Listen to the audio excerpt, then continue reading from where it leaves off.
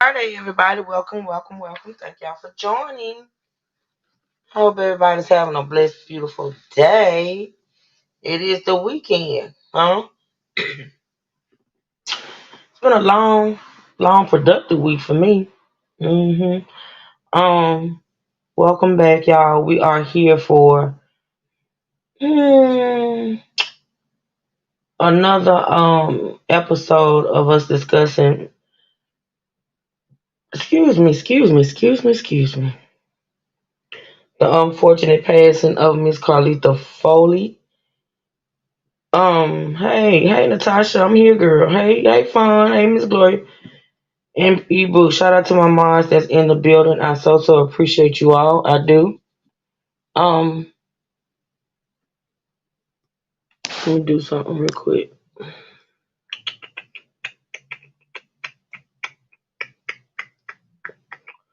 Come on in, y'all. Come on in. Make sure y'all hit the like button on the way in if you don't mind. Be sure to support the channel if you can, if you feel it in your spirit. You know, I can only ask, right? So, hi Slay. Hope you're getting some rest, sweetie. Let me do this. Let me drop the link in case anybody wants to come up and join in on this commentary. All right. I had this live scheduled on my other channel for some reason. I think because I probably was exhausted when I scheduled it, but hopefully everybody will see that I actually changed it. I had it initially scheduled on my T channel. But as you all know, I do this type of commentary over here on my main. Hey, Candy. Thanks for joining, sweetie.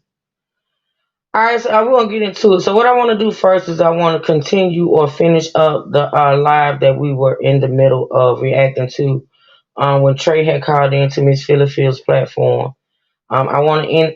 I'm not probably not gonna do too much commentary. I will stop it every now and again just so I don't play her content without reacting, because of course this is covered under the copyrights act. Blah blah blah blah blah blah blah blah. So I do have to do commentary. Criticism is what we're here for as far as this one is concerned. And then we're gonna get into an interview that Miss Foley did. I've heard about this interview, but I've never watched it, I don't think. And I just want to listen to that interview so you all can hear from the mom of Miss Foley and what she had to say in this particular interview, okay? So with that being said, they keep waking you up. Of course, that's what they do. They are paid to wake people up out their sleep, child. You can't hear me slaying. Y'all put a one in the chat if y'all can hear me. Put a one in the chat if you can hear me. If not, I have to see what the problem is. Okay, thank you, E Brooks. Somebody let Slay know to turn up her device or go out and come back in. Thanks to everyone that's here. Hit the like button. Feel free to support the channel. And here we go. So why haven't you reported those facts to me? Maybe some things don't need to be said. No, that's not unfair. If you know something that we don't know, then it's kind of like you say, I know something you don't know, but you ain't putting it out. You know what? If you truly believed in this case, then you would have reported on it in a very sensible way and a justifiable way. I tried to, and she told me to stop reporting on it, and I respected her wishes. Okay. I knew people that were willing to go to Houston to the drive-in the day that she had that were willing to help out, but she told me to leave it alone. No, that's not what happened. That's not what happened. I remember it very like yesterday. That's not what happened. Okay. She did tell me to leave it alone. She disagreed with me, saying she thought it was an accident. Me saying it's an accident doesn't mean I don't think he should have been charged. That is not what happened. I remember how you reported. You were very rude. You were disrespectful. I was rude to you. You were very rude and you were disrespectful. I was very you were disrespectful to her as well. Yes, you were. And this lady lost her daughter's life, and the man, we are wanting a court date to be set. We are wanting justice for her daughter. And I don't understand why there's not more people that understand it, and why somebody would have a problem with us even with what I'm doing. Hey, James. I did talk crazy to her when she came in my chat. Right, okay. I agree with you on all of that. I disagree with you saying that it's a hate crime. Why are you saying it's a hate crime?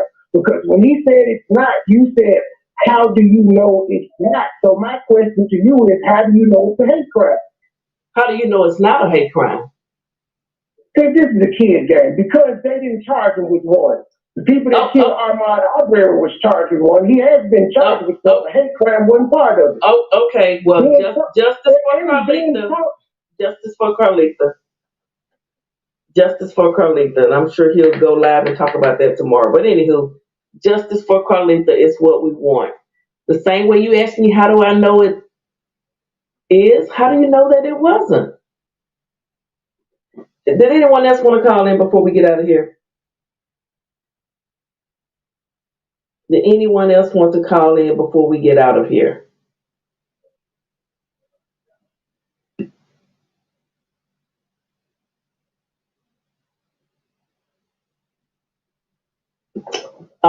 No? Okay, what are y'all saying? I guarantee you this idiot is a registered Republican. The Obama's phone is cutting out.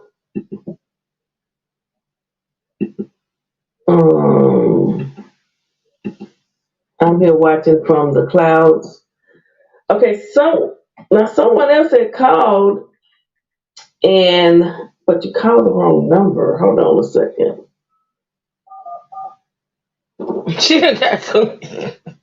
I remember. Welcome, y'all. Welcome to everybody that's just coming in. Y'all hit the like button if you don't mind. I remember at one point in time, this is what you call with this woman. And see, this is the thing. People want to, have something to say about what's being said. I remember at one point in time, this lady's phone was lit up. I mean, like the call-in line was lit.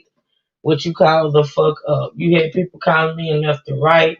She couldn't take the calls quick enough. You would hear people speaking on the phone, and the call waiting was going off and things of that nature. I mean, it was lit up. Hold on, y'all. Mm-mm-mm-mm.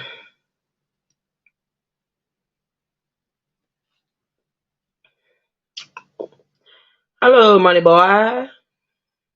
Hello, Truth. Hello, baby Patty. Hold, say it again, Truth. Hello, baby Patty.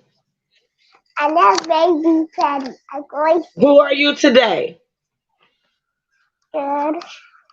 You're good today? Okay, that is great. Are you feeling better? No, No. Oh, I'm sorry.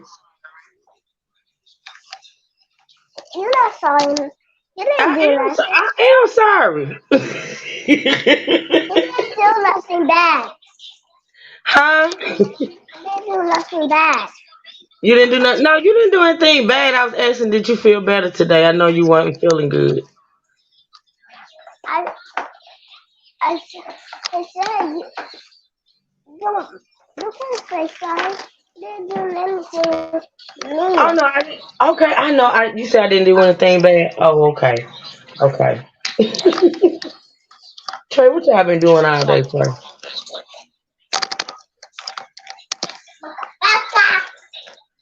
Trey. She said I could talk again. Oh, you been busy all day. Ever since she woke up, she woke up like no. Oh, she slept in, honey. She being a diva today. Oh,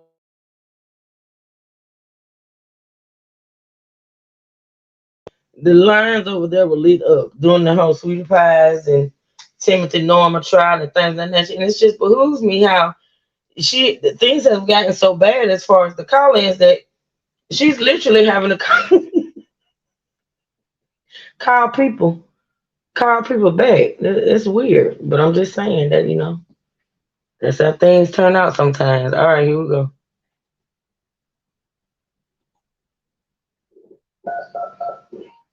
Dial that number, girl.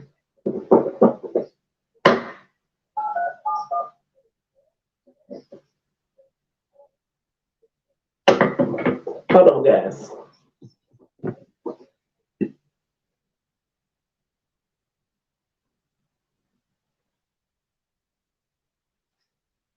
She done muted up. Whoever she calling back, she muted up.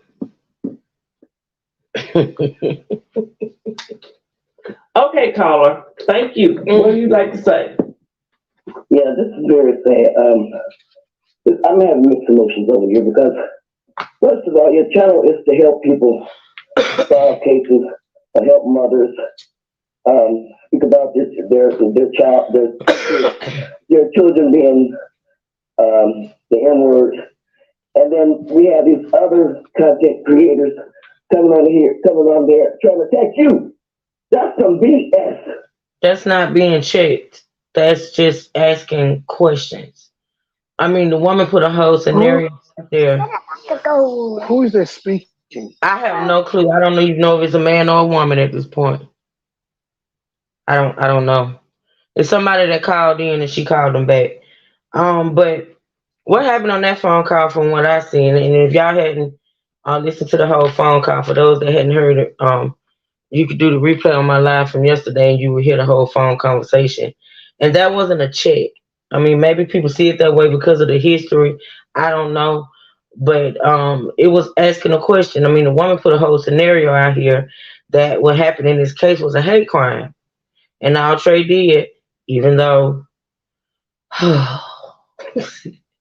he asked the question. He asked the legitimate question, as a matter of fact. You know what I'm saying? And the fact that she couldn't answer it, that's the reason why he got hung up on. He brought up a whole case with a hate crime tag applied. And she couldn't handle it. She couldn't handle being questioned. She couldn't even answer the question. I mean, the thing about it is, if you come out and say something is a hate crime, you should damn well be able to say why you feel it's a hate crime. Anything less than that is ignorance. I mean, at this point, I almost said you truth. You posted on the wrong channel. Thank you, E. Brooks. I already talked about it. I did. But yeah, I mean, but anywho, let's listen. This is really sad. Instead of them focusing on the case, they're focusing on words and you. That's not just words, though. You talking about somebody that just focus on words, but that's not just words. That's a whole criminal act. That's a whole criminal act that carries what? Life, maybe death. I don't know. But it ain't just words. It ain't, and see, that's the thing. People think they can just come out and say any and everything and it be just words. And that don't be the case all the time. See, it be the ignorance for me. Hate right there in itself. It is very sad. It is very sad.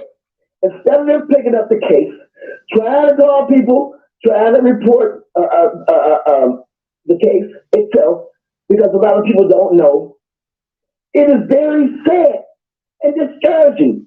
But you stick right on in there, because when you're doing right, the devil don't want you to do right. That's when you start throwing to the dirt. You continue to do what you're doing. I continue to support you, and the hell with the rest of these people. I got to go because I get pissed. Okay, thank you. Damn, Big Mama or Big Dad or whoever that is mad. They big mad. They want to argue.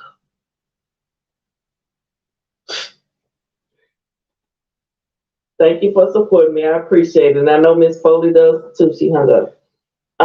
Hey, Sandra, thank you. Know what? It really don't matter what anybody tries. I'm still gonna come on. And I knew this would happen. Like, I think I even talked about it when I first started talking about this case. Now, it was an outcry, right? It was a full-blown outcry for people to talk about, cover, and, talk about this case and cover this case. But the thing about it is the outcry is not for somebody like a me or a Trey, because we don't fuck with Philly Field. But see, this ain't about Philly Field. It's about the case. And the thing about it is, what the saltiness comes in at is that they want bigger channels, They want bigger channels. They want to pick and choose who talks about it. See, at first there was an outcry for it to be talked about, and now that I'm talking about it, it's shade being thrown.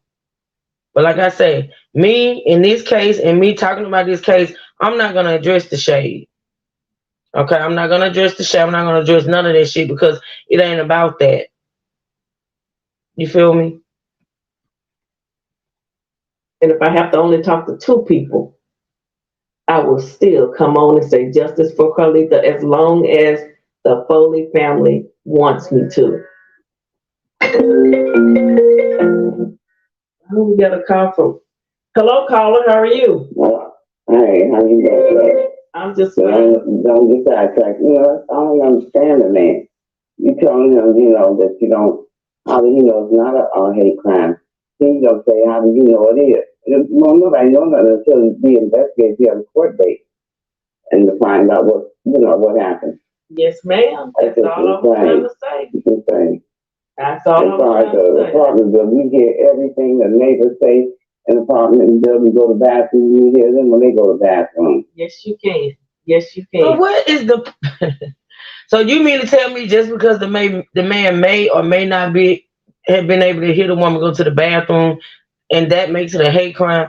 Because I think I said it yesterday, and I'm gonna say it again. Even if he intentionally, did what he did, which I don't believe it to be facts. Now the court case may prove something else. Who knows? She don't know. We don't know. Don't nobody know. We just commentating on what's out there. But even if that's the case, I think all murders are hate crimes, to be honest. Honestly, I do. Unless it's different circumstances, like maybe self-defense, maybe true accidental, because there are true accidental murders out there. But to intentionally take somebody's life, that all of it is hate to me. But according to the law, it's different statutes and different standards for it to be considered a hate crime. You know what I'm saying? She want to focus on the fact that this man may or may not have heard the woman move around and knew she was laying in the bed, knew she was asleep, knew that the bullet would hit her. I mean, it's ridiculous to me. That's just me.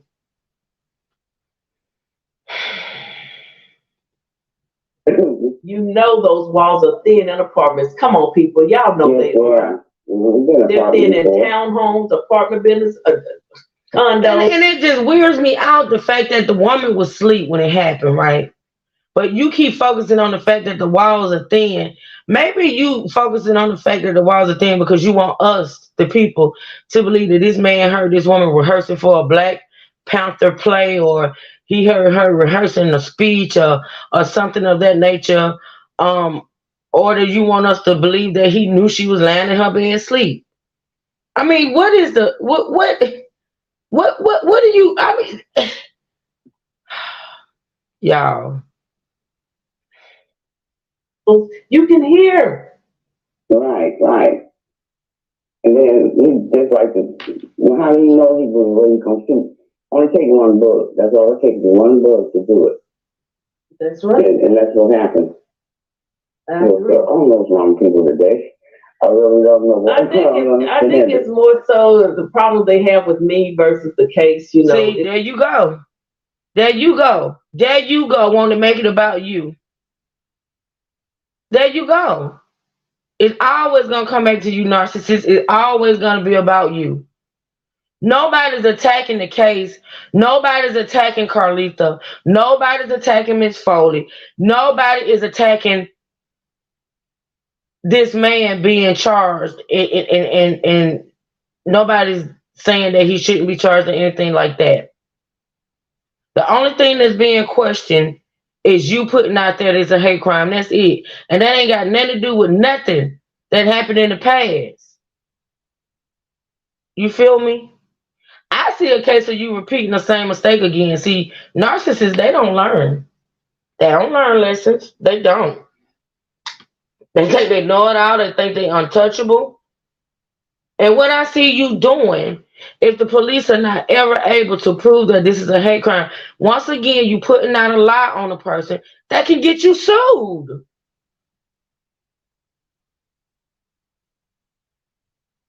Because like I said, you could have sent that text to them people and kept it private.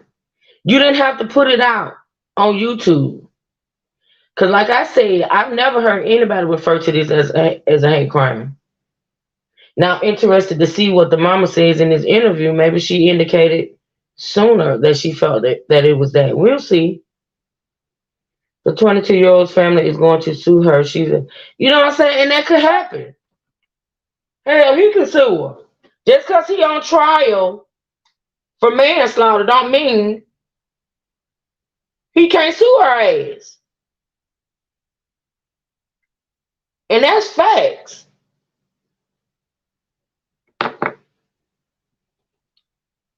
I think it's me. You know, it is what it is. It is what it is. I'm not gonna, as long as Miss Jackie is okay with me, I'm not gonna stop. But it's more so. No, don't get the fast track. Don't get fast track. That's what the doesn't want. Come on, you know that. Yes, ma'am. And you're how old is this? No, I have a daughter. How old is this? This live? Yeah. This the same live Trey that you called in on. Y'all tell Slayin to catch up. This the same live. Oh, so that's what she was saying in the live, that we talking about it because we don't like her? That's what she's saying. But we asked a specific question. Why are you calling it a hate crime? That's all we did. We left it alone because we thought you did such an excellent job the first time. We was like, there's no more new. So then when you said it was a hate crime, we thought we had new news on the case and we wanted to know why you said it. And you was like, because I got top secret information that can't nobody know. Interesting. And I don't understand why the question is so hard to answer. Instead of all these maybes and you don't know and they don't know and all that, I don't know why the question just can't be straight up answered.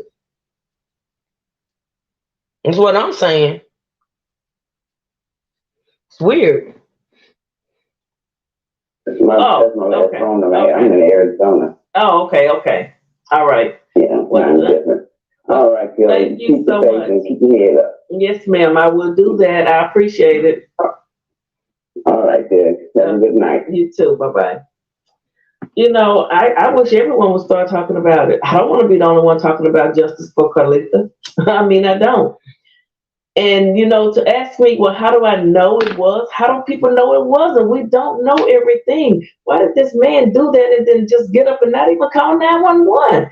People should be asking, why didn't he call 911 instead of asking me, how do I know it wasn't? It's not about me. People can ask questions, and that's what the justice system is for. That's what the courts are for. But putting out there that it is a hate crime, that's not asking a question. That's saying you know something, as you know that it's a hate crime. That's what you put out there.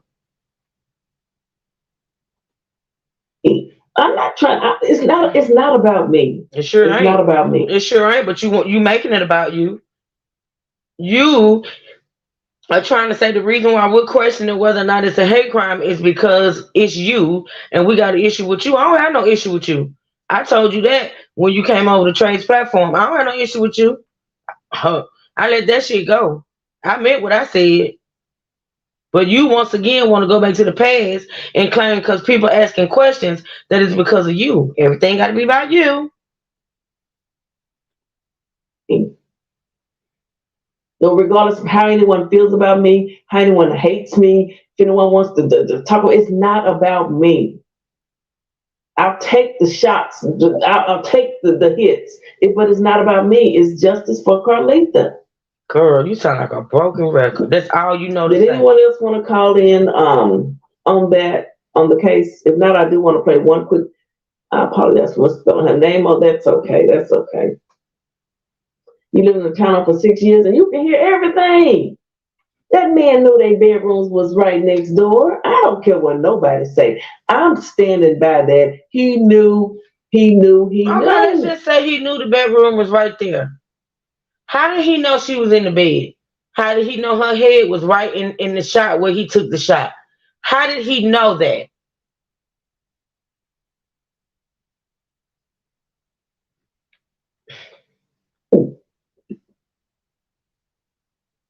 Thank you so much.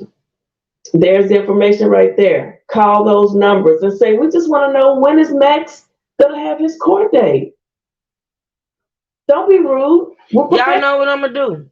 Let me take a picture of this. I'm gonna call them numbers on Monday and see what they say. I'm gonna be one of those ones. Hold on a minute.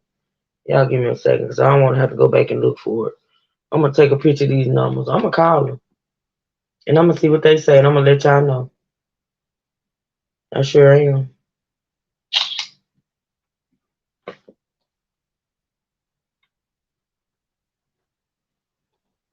National. I'm calling on behalf of Justice for Carlita. I'd like to know, has there been a court date set for Maxwell Williams? So that's all we want. Justice for Carlita.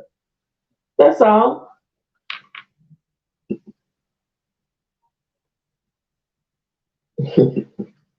Yeah, yeah. Yes. Okay. Well, if no one, let me see where that video is. Oh, I think I have it pulled up over here. Let me try to find this video that I want to play.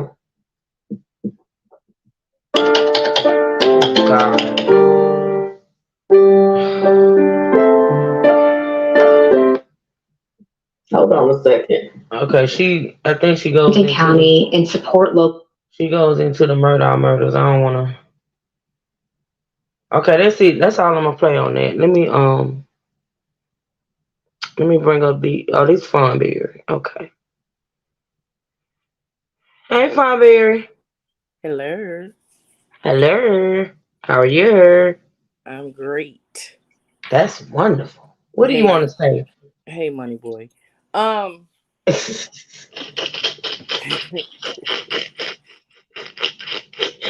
shady as hell. Yeah, what is your problem, ma'am? Nothing. I'm just laughing. That's how I'm a happy person. Okay, I just want to say this. Mm-hmm. Okay. You're saying it's a hate crime. Her rebuttal to Money Boy was, how do you know it's not? Okay. Mm-hmm. He explained that. Let me explain. From the 2 charges that he was charged for, mm-hmm. neither one of those charges were for a hate crime. Mm-hmm. And as of yet today, they have not charged him with a hate crime. Mm-hmm. Now, whether they're still investigating on that or not, we don't know. The question is, ma'am, that you cannot answer or will not answer because you don't have an answer. Why do you think or feel as though it is a hate crime? Simple question, simple answer. What is it? From all the evidence that's been presented, what makes you feel or think that it is a hate crime? Not calling the police does not justify a hate crime. So that's all we're asking. Can you please answer the question? That's it. That's all. We know what happened. He was cleaning his gun. So he says. It discharged. Unfortunately, a life was taken. No one is saying that he should not pay for that. No one is saying that. No one is disputing that. Whether it was intentionally or unintentionally. So if it was intentionally and you feel as though, or you have information as if it was a hate crime, speak up. What is it? How was she violated as far as a hate crime? See, the problem with Phil is she wants people to know or think that she knows something. She likes to be that one to. She. That's what everybody wants to know. Period. No one's disputing that this young man should pay for what he has done. No one is disputing that. Facts. No one is arguing that. No one. You're flipping this. Mm-hmm. You're twisting it. Mm-hmm. Making it about her again. And the ma'am, sir, that called in, that wait a minute, did you say? Huh? Go ahead, Fawn. Go ahead. Well, I didn't know. I didn't know it was Fawn, are you referring to the Marlboro for the last 30 years smoker? What was that? Call in. She said, "What was that?" I'm believing that it has throat cancer or been smoking like 12 packs a day for the last 20 years. Oh, okay. Because I kept going. I'm trying to clear my throat for her. Yeah, and that's the old lady that sits in the corner of the church and catches the Holy Ghost in the chair because she can't really get up. When you go over to her, she'd be like, "Hey, how y'all doing? How y'all doing today? God is good all the time." D-Truth, don't come up here now. Fawnberry was enough. Don't come up here with that mess. I was just asking a question. How is it a hate crime? Fawn, finish your statement, ma'am. That picture is enough for me with D-Truth. I lost my train of thought. Hold on. Oh, God. Let me clear my throat. Fun. PP, you're the best. Oh, God. I smoke my cigarettes and watch your show all the time. First time caller. That man called in didn't know what he was talking about. He didn't know what he was talking about. Oh, God. Why me? Finish your statement, Fawn, please. Really, I did lose track of thought. I know you did. I know. Did you want to add anything before we go into your favorite person's interview? Just answer the question. That's all I want her to do. Now, I know, right? Listen, that's it. It's the people looking for 5 minutes of fame. Mm-hmm. Okay. The people that are looking to get on PP's good side, so they're going to call in and be like, "You absolutely right, PP. Them people just don't like you. So they're going to go against whatever you say. You're right. It is a hate crime." Mm-hmm. And that's what PP wants, though. Oh, absolutely. She thrives on. She lives for it. She didn't have an answer yesterday. She didn't have an answer the day before. She didn't have an answer when she said it was a hate crime, and she won't have an answer tomorrow to tell me why it's a hate crime. Mm-hmm. And you mentioned something earlier, whether he did it on purpose. So he intentionally shot the perfect shot through the wall. Mm-hmm. And it to be a hate crime, it would have to be intentional. Mm-hmm.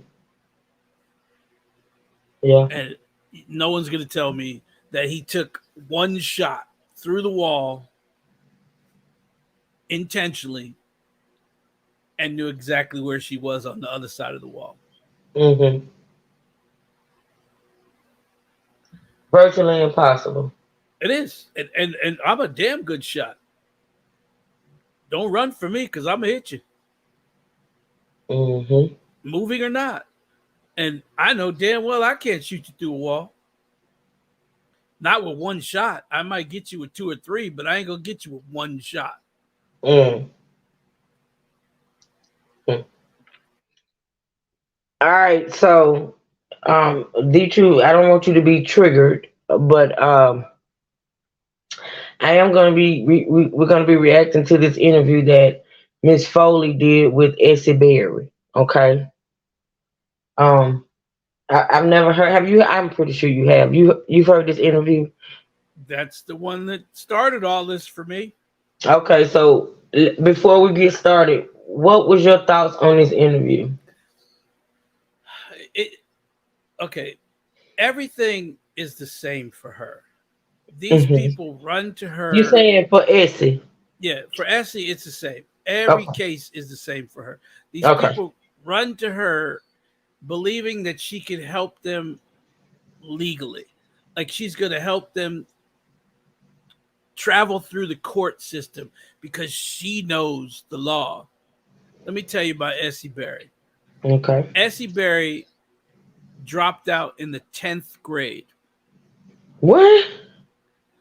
Dropped out in the 10th grade, and she admitted it when I said it. Okay. Okay. I said, you don't have a high school diploma. You didn't make it past the 10th grade. And that's when she came out and said, well, I didn't have a choice. I had a baby and they made me leave school in the 10th grade. I asked her. So what is her credentials for being this person that can help people maneuver through the court system? She's a civil rights activist, and she is the widow of Fred Rerun Berry. What the hell did that have to do with the Constantine China? I don't know, but that's the whole civil rights, the advocate. I get. Okay, but I mean, even in being that, don't you have to have some type of education? Some type of education. I mean, anyone could be a civil rights activist. And I kept asking her, "Hey, have you won a case? Is there a case that you took to court that you won? Have you led a rally? Have you supported someone that had their civil rights taken away?" No answer. The only people she has ever really defended was her children, who are criminals. Huh? Yeah. Okay. Her children are criminals. They've been criminals. They'll always be criminals. Okay.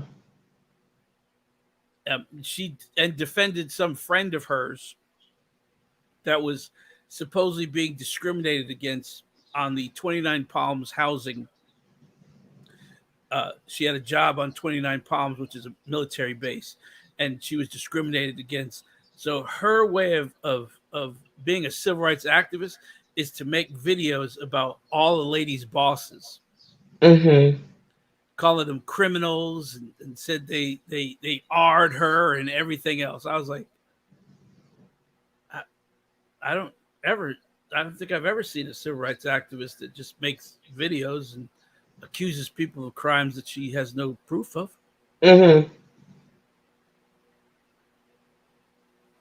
Okay, well, so we all know it's out there, and I'm pretty sure you don't want to talk about it. I would like to know the story one day, even if you have to tell me in private. Your history with Miss Essie Berry, because I know bits and pieces. I know you said, some things. I'm not sure how much of it you want to talk about, but it's.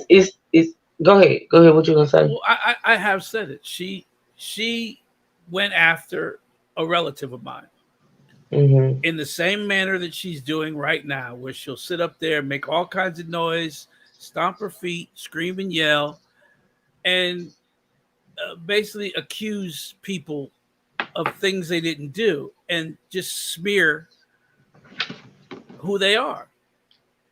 No, go ahead. I'm sorry. Go ahead. And this person had a foundation. This person helped homeless people. This person had the person that she smeared is what you're saying. Yes, had numerous things. Was the head of the board in charge of these things, and she did this to her relentlessly over and over, and accused her of stealing, accused her of crimes, accused all kinds of things, until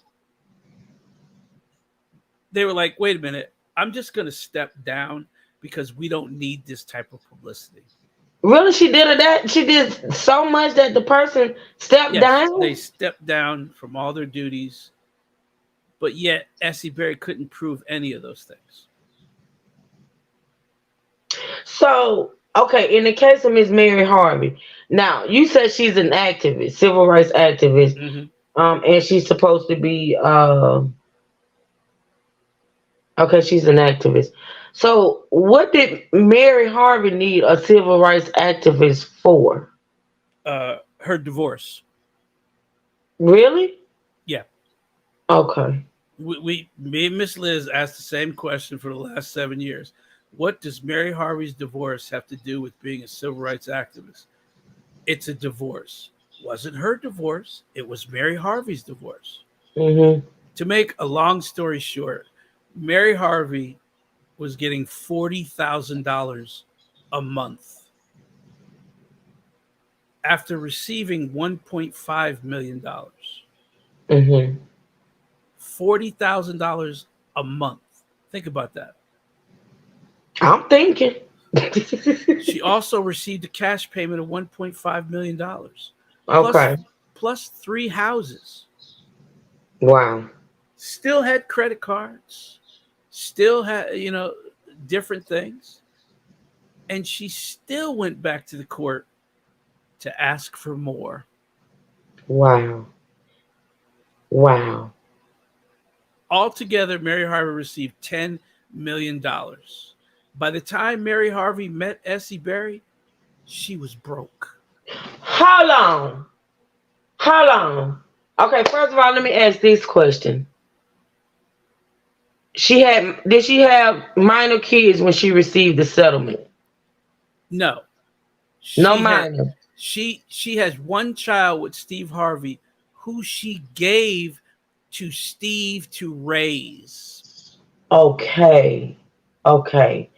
And so she received $1.5 million cash up front, and then she received $40,000 a month, and it totaled $10 million. Well, she got that up until 2009. Okay. $40,000 a month. It came out to about $3.2 million over the 4 years, because that was the deal. Steve Harvey agreed to pay her $40,000 a month and $1.5 million plus 3 houses. So in total, including the 3 houses in the monies, it was $10 million total. Yes. When she sued him again in 2007, she received about $3 more million. Wow. And by 2012, because she met Essie Berry in 2013, she was broke. Damn it, man. So, talking about mismanagement of funds. From 2005 to 2012, she spent $10 million. Now, in 2009, when she received the second settlement, she had already went through all that money. So the next money that she got, which was about $3.5 million. Wow. She spent that from 2009 to 2012. Wow. With nothing to show for it. No minor kids. No house. No house. No nothing. So by the time Essie Berry came into the picture, what did Mary Harvey want? What was she seeking, and why did she need Essie? More money. Why though? Because according to Essie, who put it in Mary's mind, that Steve stole from her. That Steve was hiding things from her. That Steve and her weren't even divorced. Now, how the hell can you put that in somebody's mind if you done signed divorce paper and received a settlement? Well, according to Mary, who told Essie, she never saw her divorce papers. But you can't receive a check until you sign those divorce papers, correct? And them payments that came thereafter. In 2005. Okay, Raina Pooh, thanks for dropping in. In 2005, she signed a paper and agreed to the settlement.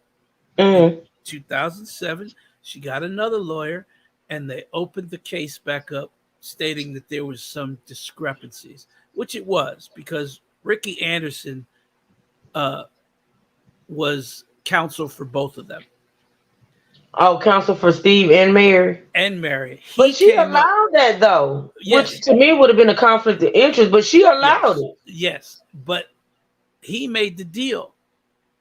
Now, people in the chat, ladies in the chat, if your ex-husband says, I'm going to give you $40,000 a month and $1.5 million in cash and 3 houses, are you turning that down? Hell no. Hell no. But see, you know the thing, you know what gets people sometimes?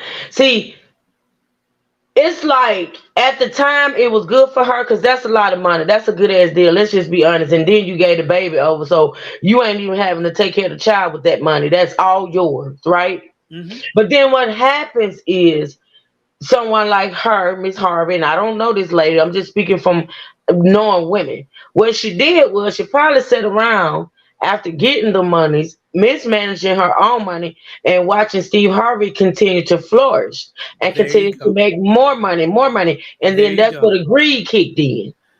He remarried in 2007. That's when he married Marjorie. Mm-hmm. And that's when his career took off. So in 2005, he was roughly worth $11 million. Okay. In 2017, he was worth $120 million.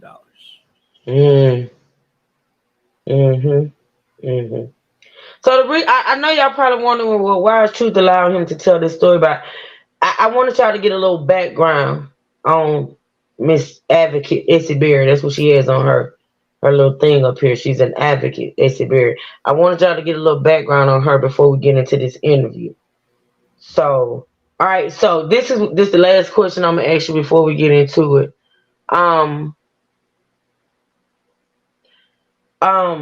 What happened in the end? Like when she started going back to court trying to get more money with Miss Essie Berry, what initially happened with that? Well, so from 2013 all the way to 2017, Essie just made harassing videos about Steve Harvey. Claimed he beat Mary, he did this to her, he stole this, they're not divorced, blah blah. Went through the whole gamut. 2,500 videos about Steve Harvey. Wow. Okay. Now there's a little thing. That divorce in 2007 and 2005 was sealed.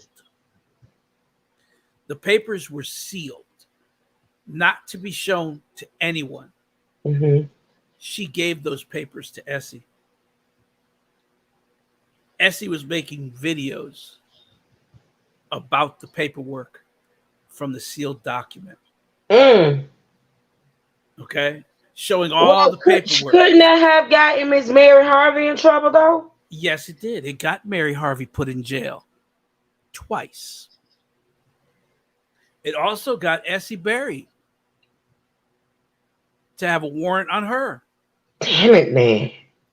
Right now, at this time, Essie Berry has a failure to appear warrant in Texas. Stemming from this? Yes. From this. Wow. From this, she has a failure to appear warrant written by a judge because she did not show up to answer contempt charges. The judge ordered her that she is also under a gag order, but she continued to release the papers. I have evidence where she even admits that she released the sealed documents.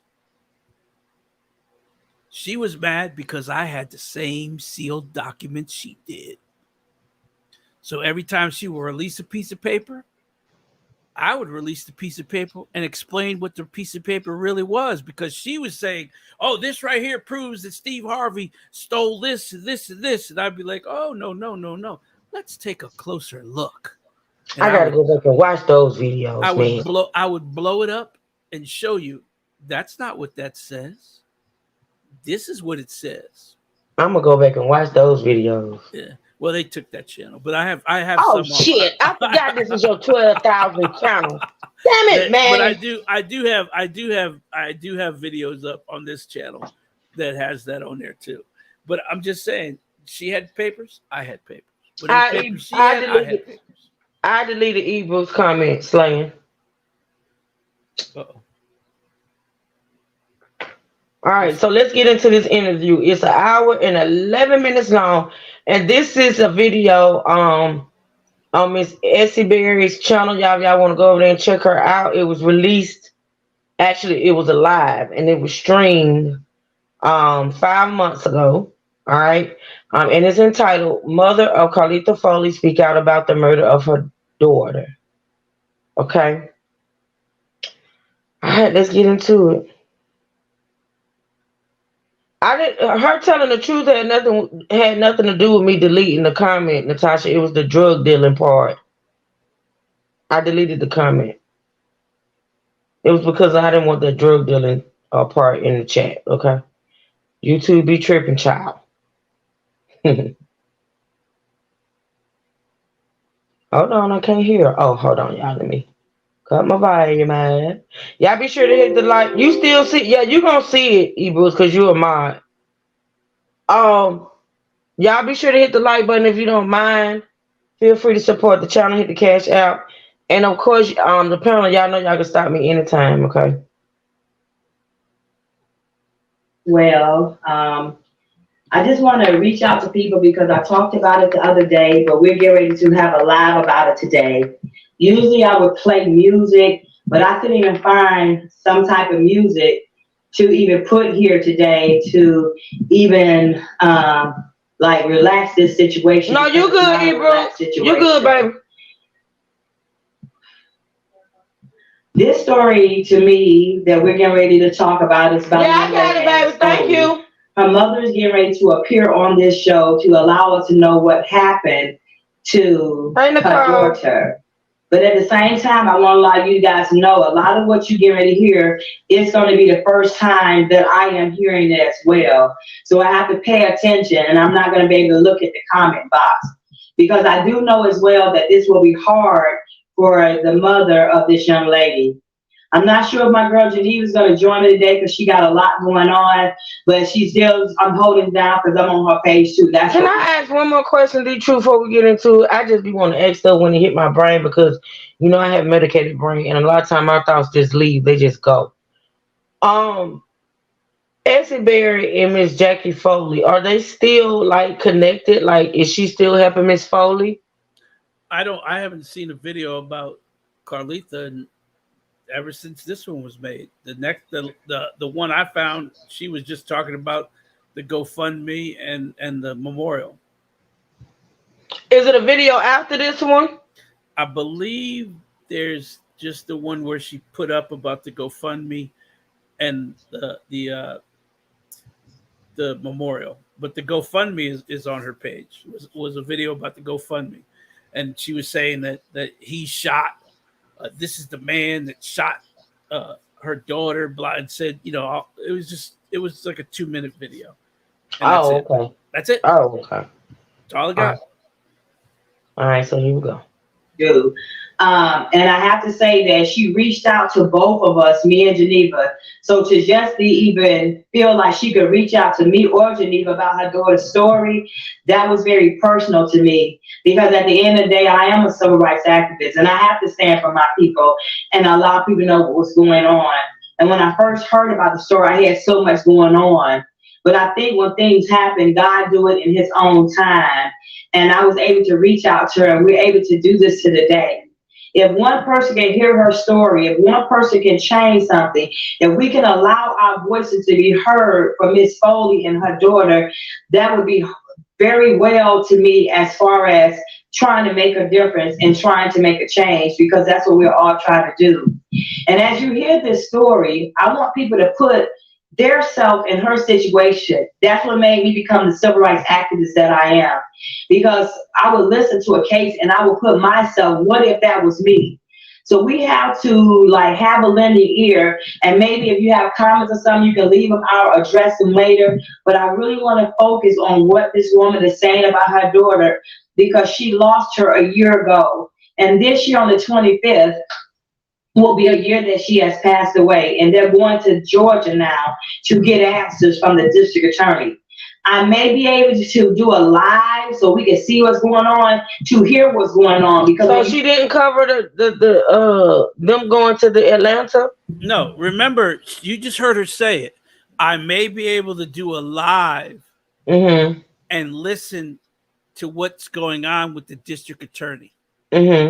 Which meaning she wanted Jackie Foley to put her phone in her pocket and leave it on so she could go live and you could hear Jackie Foley. Oh, that's what you was talking about yesterday. And she just said it right there. She did. Rewind it a little bit and play it again, but she says it right there. I may be able to go live while Miss Foley is talking to the district attorney. Not go. So we're not talking about a press conference. We're talking about an actual conversation between the DA and Ms. Foley. A closed door meeting. So I emailed the district attorney and the attorney general, and I told them what was going to happen. Oh, wow. Okay, let me rewind it just a little bit, y'all, and then we're going to hear her say it. Have a lending ear, and maybe if you have comments or something, you can leave them out or address them later. But I really want to focus on what this woman is saying about her daughter, because she lost her a year ago. And this year on the 25th will be a year that she has passed away. And they're going to Georgia now to get answers from the district attorney. I may be able to do a live so we can see what's going on, to hear what's going on, because when you keep things behind a closed door, nothing gets done. When you make basically she's admitting it. It's gonna be behind closed doors, but she wants to live stream it. Oh, live stream it from the office. See, that's where you go to messing up though with those people, the DA and them people like that. Like you can't. And then she wonders why they don't trust her. They don't trust her because of me. Damn it. Okay. All right, let's listen, y'all. Your voice be heard and you stand for what you believe in. One voice can make a difference, and one voice can surely make a change. So to further ado, this is Miss Foley coming on. I'm gonna let her pronounce her daughter's name, because y'all know I'm a little country, and I did not want to pronounce her daughter's name wrong. I will be asking her questions, but I'm also going to let her tell her truth. To me, this is like... Why she don't have nobody in her chat? But because it's being simulcasted on another channel, on Geneva's channel. And Geneva she's got 86,000 subscribers. Oh, gotcha. Okay, got it. There wasn't really many people in that chat either, but there was more in her chat than in Essie's chat. Essie gets 5-6 people unless I show up, and then they all come. Because when I went over there was like 30-40 people when I was over there fighting with her in her own chat. Gotcha. 30-40 people showed up, but normally there's maybe less than 10. Wow, okay. Coming to tell their truth. And there's a lot of victims in the world that need their truth told. And if we can have a platform that let that be done, then let this platform be one of them. Okay, so you guys, I'm getting ready to add her in right now. And I love y'all saying justice for her. Can you hear me, Miss Jacqueline? Yes, I can. Oh, first of all, this is Miss Jackie Foley. I don't think I've ever seen her before. She's beautiful. She's pretty. All right, let me play it, y'all. Are beautiful. Come over a little bit so I can see that pretty face. Yes, beautiful. Beautiful. First, can you pronounce your daughter's name for me? Yes, my daughter's name is Carlethia Foley. Carlethia. Oh, it's Carlethia, not Carletha. Okay, Carlethia.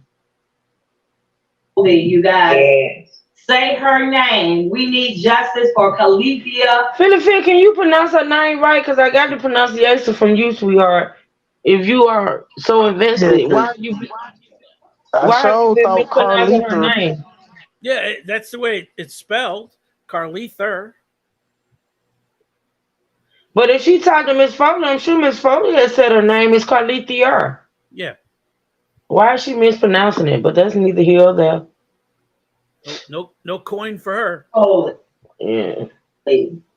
I'm not sure in the background, Miss Jacqueline, if you heard some of what I said, but let's start from the beginning so we'll know to paint a picture of this story. So first of all, where are y'all originally from? I'm from Houston, Texas. Born and raised? Born and raised in Houston, Texas. Okay, so from Houston, Texas, you guys, where the situation happened, it happened in Georgia. So were you in Georgia at the time when things transpired, or how did your daughter get to Georgia?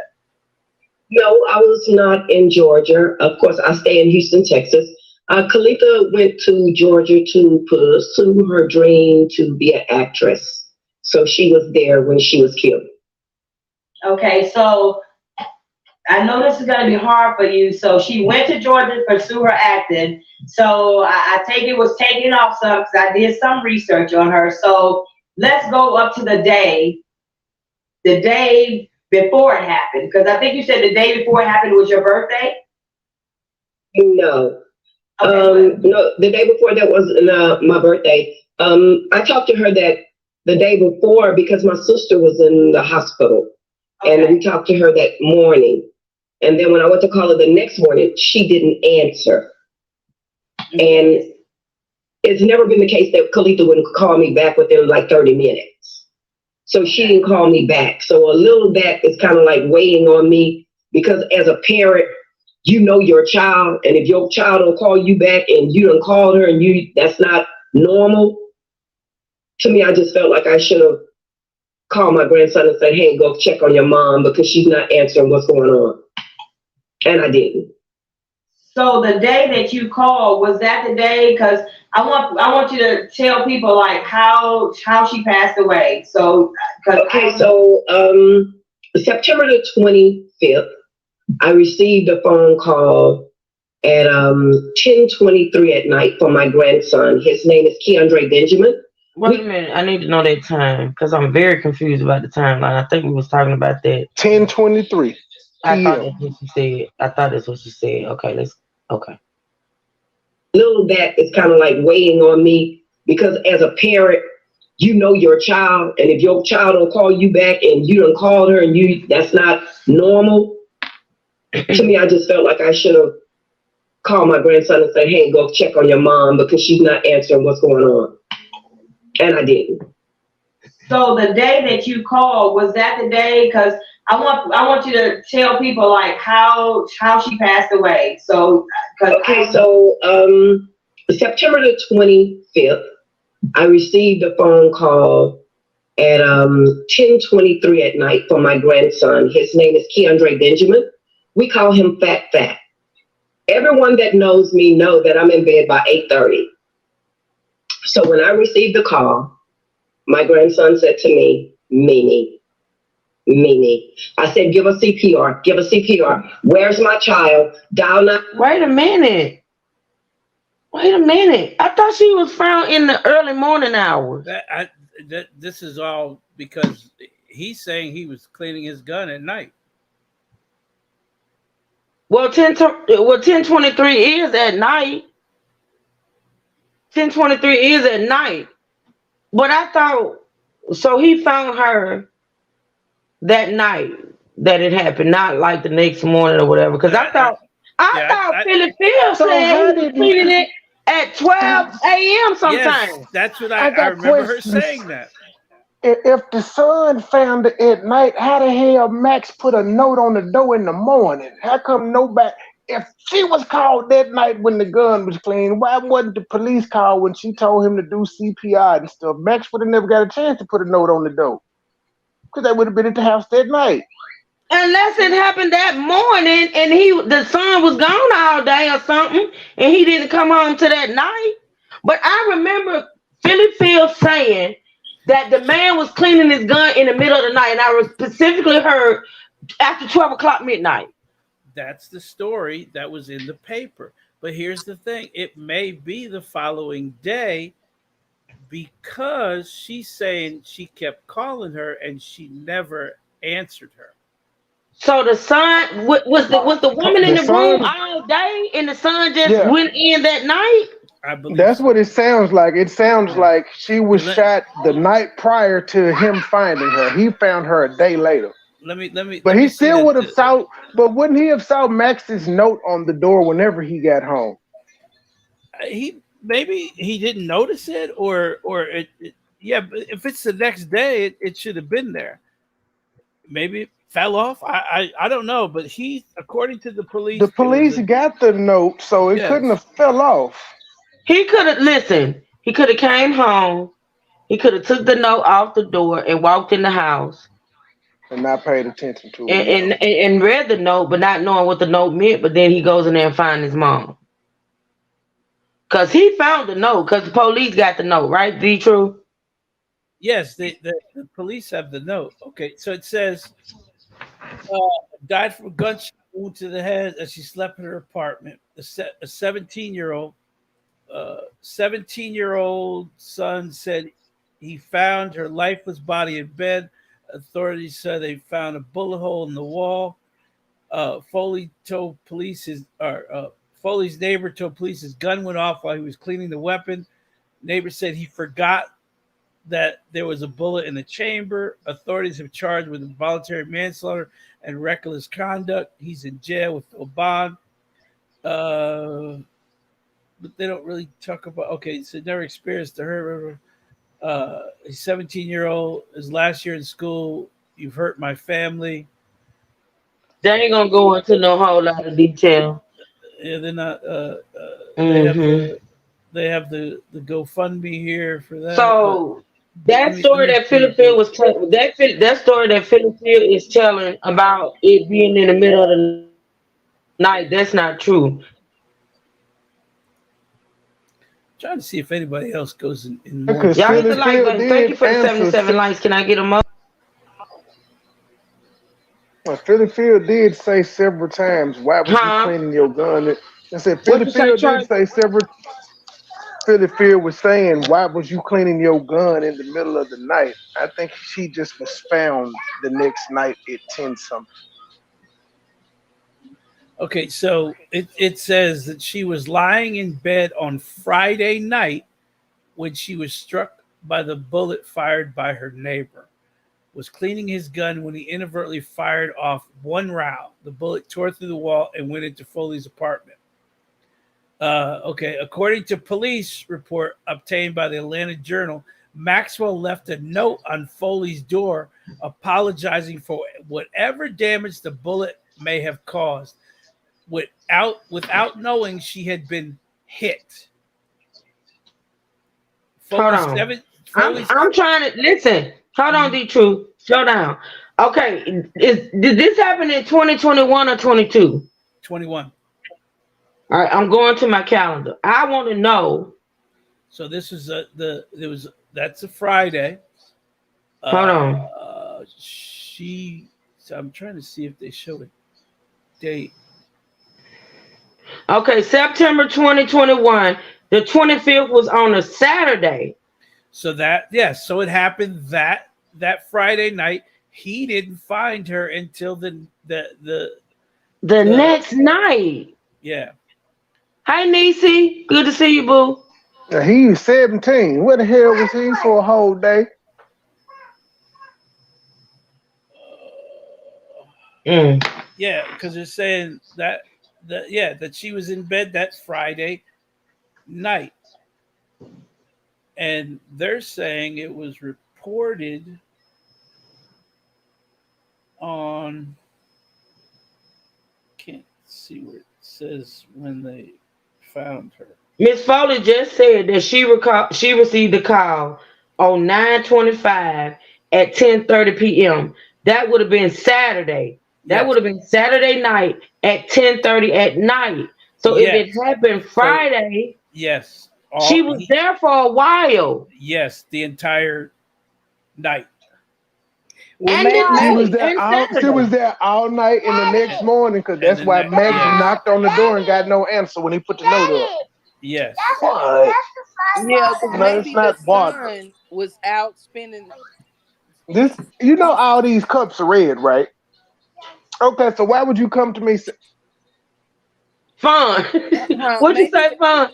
Maybe the son stayed over at a buddy's house. That's what I was just thinking on my brain. Yeah, because there's no explanation, no other explanation. He's 17, so right, and you and know it's at Friday. 17 they do the sleepovers and things of that nature. Yeah, so maybe he was hanging out with a buddy overnight.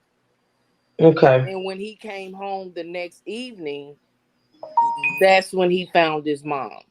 Yes. Which makes sense is weekend. He didn't have school or anything. Yeah. So what makes sense is she said, why I should have told him to go check on his mama. Mm-hmm. That's why she said that. Right. Mm-hmm. Right. It makes sense. Mm-hmm. Yeah. Okay. I just remember Philip saying, I'm gonna let that go. Let's listen, y'all. 911. Keandre, what is wrong? We get in a plane. So I have two phones. So I was talking to him on one phone, and I called my niece Tiffany. I said, hey, something that happened to Kalitha. Get us a plane to Georgia. And I said to her, I gotta call you back. I said, Keandre, call the police. Give her CPR. He just kept saying, Mimi. So I hung up from him, and I called my son. His name is George Foley. Of course, I called him Shawnee. And I said, Shawnee, something has happened to your sister. I don't know what's going on. Something has happened to your sister. He said, Mama, what? I said, I don't know. Shawnee, get here quick. The next thing I know, I heard bam at the front door. I ran to the front door. My son was down on the ground. I was getting him up. He said, Mama, Kalitha dead. I said, no. And I ran to the car. And my grandson said, yeah, Mimi. And I just went out. The relatives came over. We wasn't able to get a plane that night, but we got it at 6:00 that morning. So my son did an all call on Facebook asking, hey, something has happened to Kalitha. Is anybody in Atlanta? And two of my little cousins was there. They're twins. Kiara and I'm sorry, y'all. I'm gonna tell you that baby name in a minute. But they were there. They rushed over to where Keandre was. So they didn't let me talk to him. So that morning at 6 o'clock. Wait a minute, Natasha, you said that's why I said, did the son and the neighbor have beef? Why you say that? I'm curious. Because of something she said? Because you said that's why I said, did the son and the neighbor have beef? Why did you think that? Why do you think that, Natasha? We got to the airport. We was on our way there. They met us. One of them met us, which is Kiara, met us at the airport. And I just was like, what happened, baby? What happened? And she was just shaking her head at me. So never knew exactly what happened. I got to my grandchild. He hugged me. He said, Mimi. I had been going through that all day. I said, well, what do you mean? So not getting the right understanding from anyone at that time. And then Kiara pulled me over and she talked to me and she told me what happened again. The neighbor said that he was cleaning his gun at 1 o'clock in the morning and shot through the wall. Okay, that's what at 1 o'clock in the morning. So apparently the shooting happened at Thursday night / Friday morning at 1 o'clock in the morning. So she was there. Wait a minute. No, Friday night. Friday night. Sorry, y'all. Friday night / Saturday morning. Mm-hmm. So it happened at 1 o'clock in the morning, and she was basically there all day Saturday before the son got home Saturday night. Wow. My God. Okay. That's what we knew then. So we get to the hotel. Of course, my son would not let me go, and his father. They would not let me go until they went to Kalitha's apartment. So I want to say this because people should know who we're dealing with. I don't care if you don't know someone, you should always have empathy for the next person when they lose their child. Mm-hmm. A mother that loses their child don't know what to do. She feels hopeless. she's still sick. I couldn't control myself. A lot of things has gone through my head since then. That's why I'm kind of waiting a little bit, trying to stable myself back. When we arrived there, my son and his father went to go clean up. I still am like, you know how you talking to somebody and you hear what they're saying, but you're not, no, this couldn't have happened. So we went to the apartment complex, which was McDonald Farm, 3355 McDonald Farm. When we arrived there, we went into the office. The manager there on September the 25th, I asked to speak to him. We asked to speak to him. And this man was so rude. Wait a minute. She said she went there September the 25th. Mm-hmm. That would have been that Friday. It would have still been a crime scene. That's weird. I think she got there on Saturday. Yeah, I think she's messed up with the date. Yeah, I think she has to say Sunday because she said she couldn't get a plane. She said she couldn't get a plane. Yeah. So it would be Saturdays when they found her.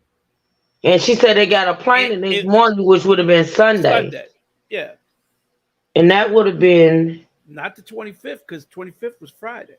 No, that would have been that would have been Monday, actually. That would have been Monday. But let me say this though. Let me say this, y'all. When something like that happens, dates. Yeah, they mean nothing. Dates. That woman is. Let me tell you something. Dates. They kind of. Cause see, the thing about it is, during that time when things are happening, you're not even aware of the day, the date, the time. You're just floating along. And I think she's just misquoting dates. That's it. Because I don't think she would have been able to get in that apartment on the 25th. No, they're still doing the forensic in his apartment and hers. Mm-hmm. It would have had to been they more like that Monday. I don't think they would have released it even Sunday because they don't normally. Okay, first off, they don't allow you to clean up. They actually bring somebody in to clean up. Yeah. These people are the state brings people in to clean up crime scenes. Yeah. So they may have tidied up, but there's certain rooms that they're not allowed to go into. Mm-hmm.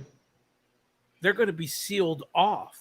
Mm-hmm. And to me, honestly, the bedroom would have been one of them. Oh, the bedroom is definitely where they found her is definitely sealed off. You're not going in there. Mm-hmm. Because they're still trying to make sure nobody else was in that room. They're trying to see if there's any other trace evidence in that room. They're looking at the hole in the wall. All those things are still there. Mm-hmm. It would take at least a day to process that crime scene. Right. All right, y'all, let's listen. So ugly. He said to me he didn't know nothing about nobody had got killed on his property. And he was not going to let me in her apartment. How is that possible? How would he not know that? All the police presence in the crime scene taping things of that nature.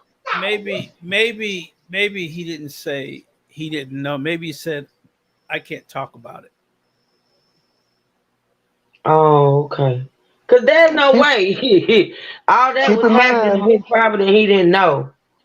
Keep in mind, she's distraught and she's trying to get attention for the case. So she may embellish a few things. No, I'm thinking because he because the son was able to go over there because she said the son was able. They wouldn't let her go until she said the sons would. So the sons went and checked it out. But when you got there, he ain't want to talk to you. Well, yeah. Then how did the sons get in the apartment if they didn't if they didn't open it up at all? See, this right here happened with her and that apartment manager. The first person she came in contact with after learning of her daughter's death is if he treated her in any kind of way. And I'm just telling you from experience. See, people gotta realize when something like that happens, it's a certain type of way you have to approach people. You can't be nasty, you can't be ugly. No, and if her first experience was this guy and he, didn't have any empathy or sympathy and treated her a certain type of way. That could be where a lot of her anger is coming from. And then it depends on how the police treated her, and things of that nature. I'm just saying. But wouldn't but wouldn't her grandson have a key? He lived there. Even if the grandson had a key, if they were not allowed on the once the police put that yellow tape. Oh yeah. Whether you got a key or not, you cannot go in there. Everyone has to get out. Yeah. Everyone has to get out. Anyone, everyone has to get. You got to get out. Everyone out, because I don't want anybody tampering with the crime scene. I don't want anyone trampling over evidence. The only people that are going in there are going to be wearing the booties and the white suits. That's inside or outside. Yep. I'm telling you. They even kicked the police out. All right, out. For instance, when my son passed outside, literally outside on the ground. They had a perimeter of yellow tape that you could not pass at all. Nobody. And my brother, my youngest baby, my baby brother, he damn near went to jail that night because he kept trying to get to my son. They would not allow us. It was so many feet, and it was, to me, it seemed like shit 2 or 3 streets away, but actually it wasn't. It just seemed that way. But they would not. I mean, it's like certain. Even the detectives couldn't go a certain distance. You know what I'm saying? They waited on the crime scene people and the shit like that. Yeah. If they have not accounted for the footprints. Understand? Yes. They have to account for footprints. Every footprint must be accounted for, because understand something. When you put your foot down, you could tell how old a footprint is versus a new footprint. Absolutely. They're also looking for blood trace evidence, meaning the killer may have had blood on his shoes. So they need to find the tracks with the blood in it and which way did they go. So if people are just walking around, you're making new tracks. It has to be completely, that's what I'm saying. It has to be completely sealed off. No one could go in or out. They don't want any extra fingerprints. They don't want any extra footprints. They don't want any trace evidence being moved around. They want it completely the way it is, and then it's photographed. Every footprint is marked. That's why you see all those yellow tags with numbers. Yeah. Those are footprints. Those are shell casings. Those are any kind of evidence has to be labeled with a tag. And then they come in, they photograph it. They're making a map where everything was. They're measuring. So all these things have to be done. And I know you want to get to somebody, but you can't. That's why when the ambulance people come, those people have to be accounted for. Everyone's shoe has to be accounted for because they're looking for the killer's shoes. So you have to eliminate everyone that isn't, and they're just looking for that one shoe that hasn't been eliminated. But if a bunch of people are walking around, or that's why when things like this happen outside and you got all the looky-loos and everything else, it just makes it much harder for them to get the simple evidence, like some shoes or even a bicycle track or even a car tire track. All those things go out the window when you got a bunch of people running through the crime scene. Yeah, it's very important. It is very important. Okay, but then too, I got to say that in that moment, you're not understanding all that. You ain't processing all that. You're not, and that's they don't know who's who. They're trying to do the best they can, and a lot of times that they become the bad guys, but they're trying. But I will say that I don't understand, because I'm gonna say this. I'm gonna be honest, y'all. When I was at the crime scene when my son was killed, we were sitting inside our cars, and because we couldn't go anywhere near him, and they had a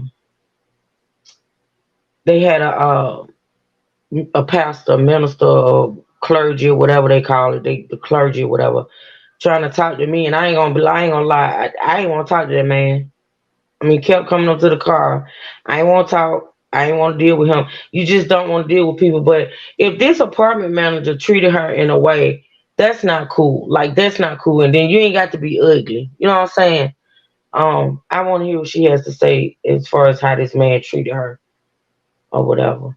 You just mad. You're angry. Yeah, I understand that, but that's why a lot of times they put up it's a big tarp, and they'll put the poles up and just cover the whole crime scene because it keeps the people from coming to look. When you can't see anything, it's a big tarp in front of you. It'll keep people from gathering, and who knows what's going to happen. The less people, the better off you are. Okay, y'all, let's listen and see what she says. Went into the office. The manager there on September the 25th. I asked to speak to him. We asked to speak to him. And this man was so rude. He was so ugly. He said to me he didn't know nothing about nobody had got killed on his property. And he was not going to let me in her apartment to retrieve her things.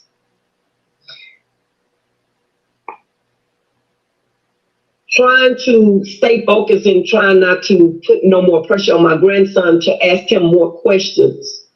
At the end of the day, my grandson said he had went out to a game or something. He was in there talking to his mom.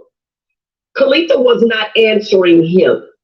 So he goes in the room to find out what's going on, why she's not answering. That's when he pulled the cover off of her and realized that it was blood and she had been shot, and he took out running. This is what he told me.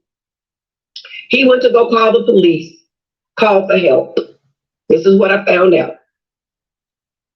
The neighbor, I was told later on when they got there and investigated, that the neighbor was not even at home, but he's supposed to have come and left a note on the door saying that he shot through the wall by accident and that he was trying to go to the army. Don't call the police. He would pay for the charges. So when I questioned my grandson about this, my grandson said, Mimi, I had been to that house twice. It was no note on any door. But I was told that this young man shot through the wall. Truth. His lawyer is on record saying that there was a note. So when did he put the note? So there is an actual note though, because Maxwell's lawyer, when he released the statement the next day, he talked about the note. Yeah, he showed. They actually, it was a little paper note. But again, Maxwell leaves early in the morning to go to work. Now remember, he doesn't find his mother until that next day. So maybe he didn't notice it. Maybe he didn't notice it. He went in. But according to the police, there was a note, and it said, "Please don't call the police. I will pay for any damages." Wow. Okay. But he left for work, and then after work, he was going to a wedding or something. So he was going to work early in the morning, and then he was on his way to a wedding. That's why he wasn't there when the police were there. Oh, okay. All right, yeah. Let me see. When was he arrested? Yeah, when was the first time he was initially arrested? Hey, he was arrested. I think he was arrested the next day after they found her. I mean, they had the note, so they knew exactly who did it. Let me see. Here it is right here. So his charges were put on him on the 26th. Okay, so the 26th. The 26th was actually Sunday. Yes, when he got home. Miss Foley found the 24th is when Miss Foley said she got the call. 25th. Well, that's when he shot her. That's when he shot her, the 24th. Yes, it's Friday. She found out the 25th, and he got arrested on the 26th. So they immediately arrested him, so it had to be a note or something. Well, there's a bullet hole coming from his house. Yeah. And the police said that we noticed a bullet hole. And like I said, okay, they probably couldn't get it. Even if they did, they got into his apartment. But before that, they would have took the spot. There's a little laser light that they use. They would have had to get to the manager apart. They would have had to tell the manager of the apartment complex to let them in. Yep, open it up. But she said that.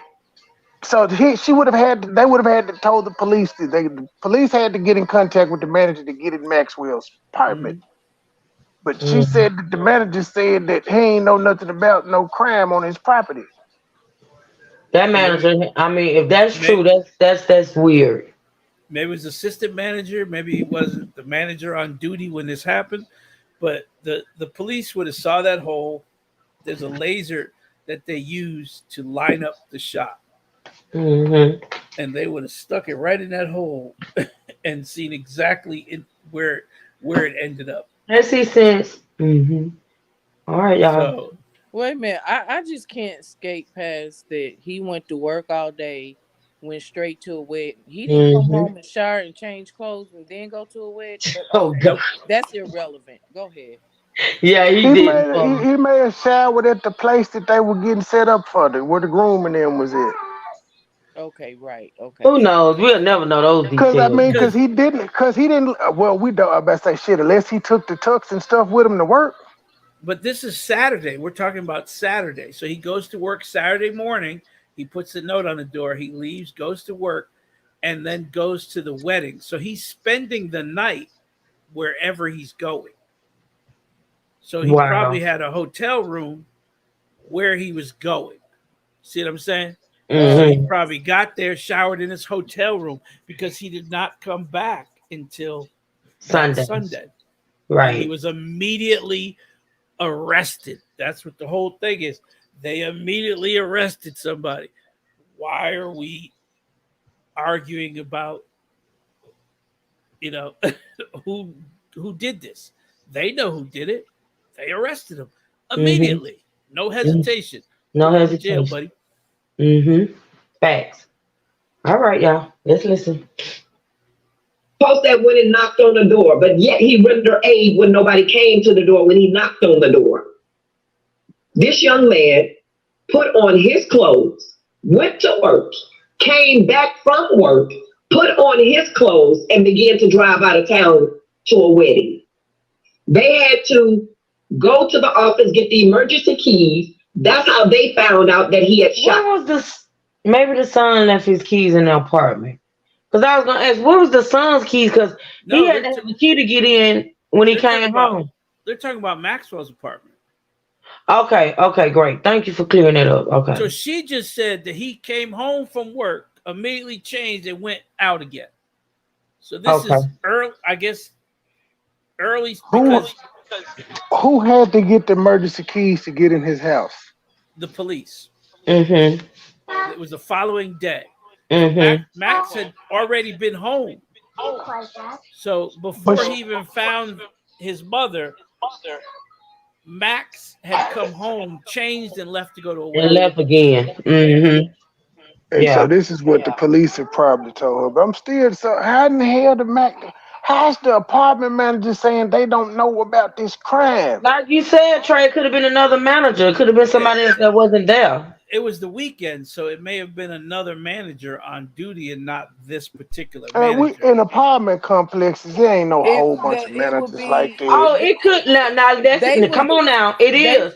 They would get a hold of the property manager. Yes. Yeah, I would think that. If something like that happened in my building, you better call me. Yes, they will. The property manager will be contacted. Any crime going on. Yep. Okay. To the army, don't call the police. I did rewind just a bit, y'all. He would pay for the charges. Here we go. So when I questioned my grandson about this, my grandson said, Mimi, I had been to that house twice. It was no note on any door. But I was told that this young man shot through the wall. Suppose that went and knocked on the door, but yet he rendered aid when nobody came to the door when he knocked on the door. This young man put on his clothes, went to work, came back from work, put on his clothes, and began to drive out of town to a wedding. They had to go to the office, get the emergency keys. That's how they found out that he had shot through the wall. So they called him and told him to come back because he had injured someone. So no mention of a He note. didn't render aid, but he said this was I'm saying this, so there's no mention of the note. Grandson said he didn't see one. And but wait, how did he go to the apartment twice? Was it twice? One time before he found his mother? And yeah, then the that's what she second said. time? I'm gonna tell you something about teenagers. They can come in the house, you can be asleep. They cannot wake you. They can come in the house, get what they need, do what they do, and leave back out. It's possible. It's possible that he came home. If he even peeked in there and looked at his mother, he probably thought she was sleeping. He didn't want to wake her, and he left. Okay. It's possible. What I don't understand though, and y'all, I know we're stopping this video a lot, only because we're trying to get clarity. What I don't understand is what she just said. When she said they had to go to the office, get an emergency key, go into his apartment, and that's how they found out that he had shot through the wall. That don't make sense to me, and I'm gonna tell you why. They would have known. They would have known he shot through the wall when they found her and saw the bullet hole. Well, but they would have never connected his apartment if they didn't see the hole on her side. That's what I just said. So they already knew that it came from there. Right. But she said, and they called him and told him to come back because he injured somebody. So she's saying that the police didn't know nothing about the note either.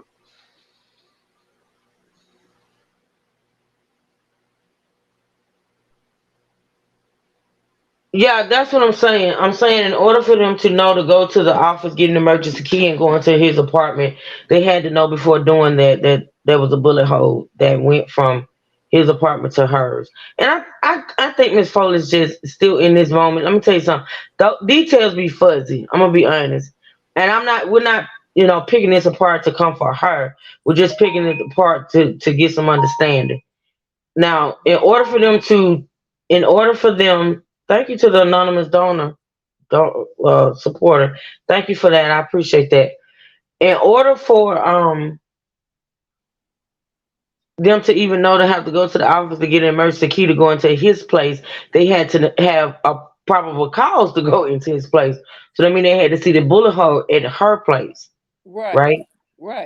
Yeah. So she's just yeah. Accident. This is me. If I shoot through someone's wall and nobody come to the door and I knock, I'm going to dial 911. First of all, I'm going to dial 911 in the beginning because I have shot through somebody's wall and I don't know if I have hurt someone. That's true. Now, if this young man would have done this, that's facts. I would have said, okay, this might have been an accident. But for him not to... I do agree, though, y'all. I do agree that if he shot through that wall and he didn't know whether or not he had injured somebody, and that's the thing, we're not disputing that. We're not disputing the fact that man should have called 911.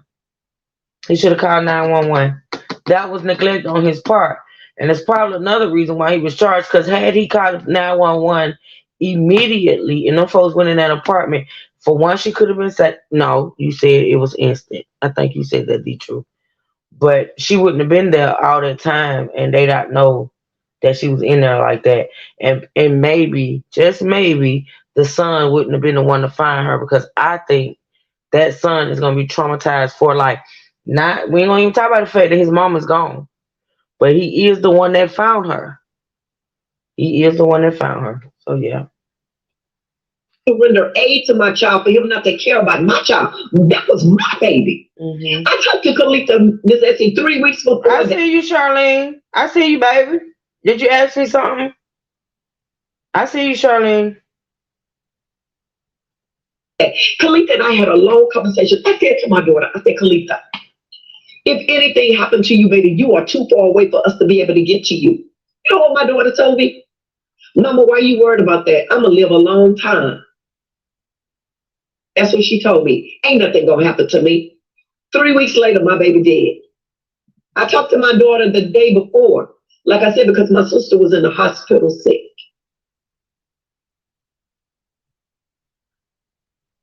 And look where I am now. I have called people.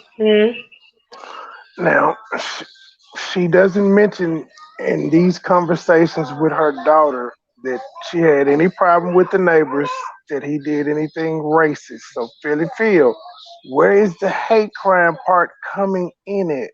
Now, Miss Foley is talking about the conversation she's had with her daughter.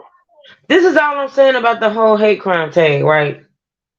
I feel like if this man was stalking her, because Phil tries to make it seem like he could have been stalking her, you know. I feel like if there was an issue between this guy and this young lady, that the son would have knew about it, right? As much as she talked to her daughter and as close as they were, she would have mentioned it to her mama. I feel like that if it was some type of previous history, that would be known to the police. Like somebody would have said something, because then it would explain, or it would debunk the whole accidental shooting through the wall. You know, I feel like maybe it is something on paper written down to point towards it, and they just not saying anything. I don't know.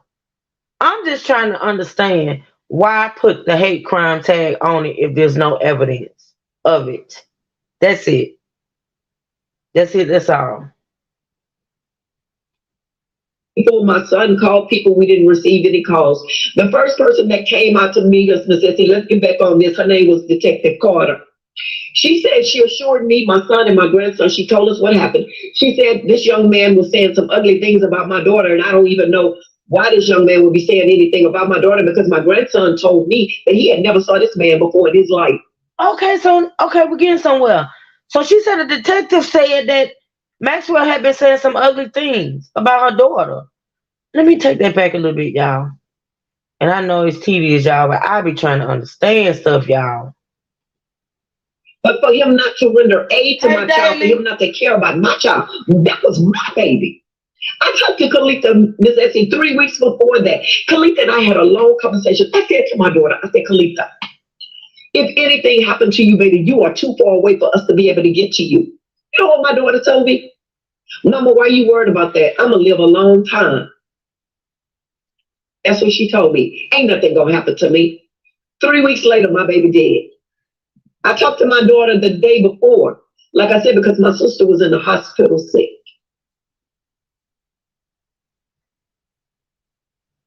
And look where I am now. I have called people. My son called people. We didn't receive any calls. The first person that came out to meet us and said, let's get back on this. Her name was Detective Carter. She said she assured me, my son, and my grandson. She told us what happened. She said this young man was saying some ugly things about my daughter, and I don't even know why this young man would be saying anything about my daughter, because my grandson told me that he had never saw this man before in his life. So she said that she told him, so you just let that lady find her 17-year-old son, find her like that. And he started saying some ugly things, and she said she stopped him. Oh, I didn't know that. Wait, play that again. I don't understand what she said. Now she's saying that when the detective questioned him about Carlita, he said some ugly things. But what are the ugly? He probably said, "I see men coming in and out of the house all the time." I didn't know that. How about you?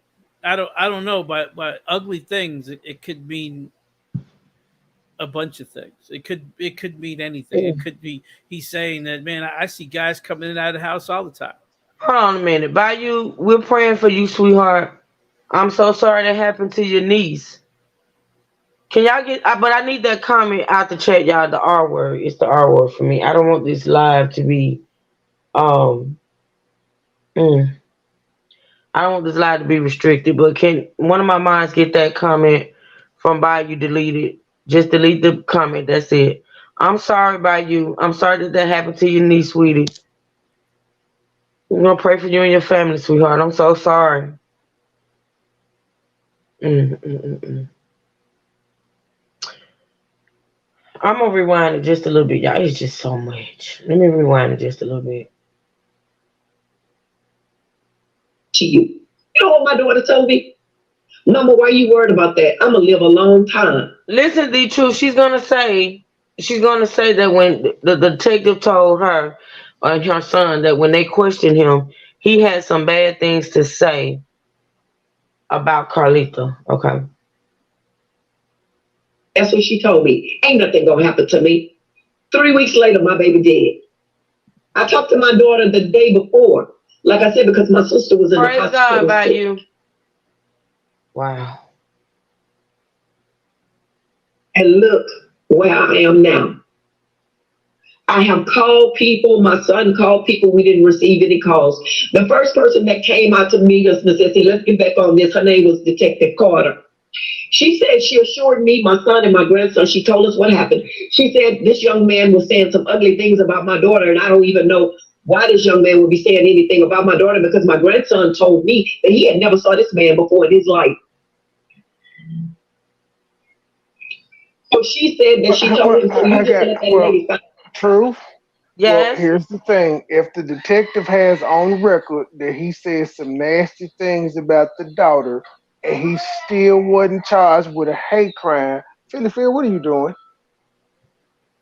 Exactly. Because I want to know what those ugly things were. I believe, and the way she said the ugly things is probably, I see guys. Remember, he's trying to say, I didn't do it. I don't know what you're talking about. I didn't do it. You know. So you think he denied it at the time? He may have tried to. He may have said, "Yeah, I shot," but I'm not. I don't think I shot her. I see men coming in and out of that house all the time. You know, he could listen. There's no way, because he can't deny that shit when you got a bullet hole going from his apartment to hers. That's asinine. But he's scared. I get it. I get it. Scared. He's worried that this is going to become, that he's going to be charged with murder. Mm-hmm. So he's trying to say, I don't think I shot her, but I see guys coming out there and all the time. But again, the son just said, I ain't never seen that man in my life. And that's possible. I'm going to keep it a buck. We don't know if any of this is true, though. You're right. But again, if the son is saying he never saw him, there was no interaction. Facts. You see what I'm saying? If there was interaction, never paid attention. Yeah, probably. and he probably never paid attention to him.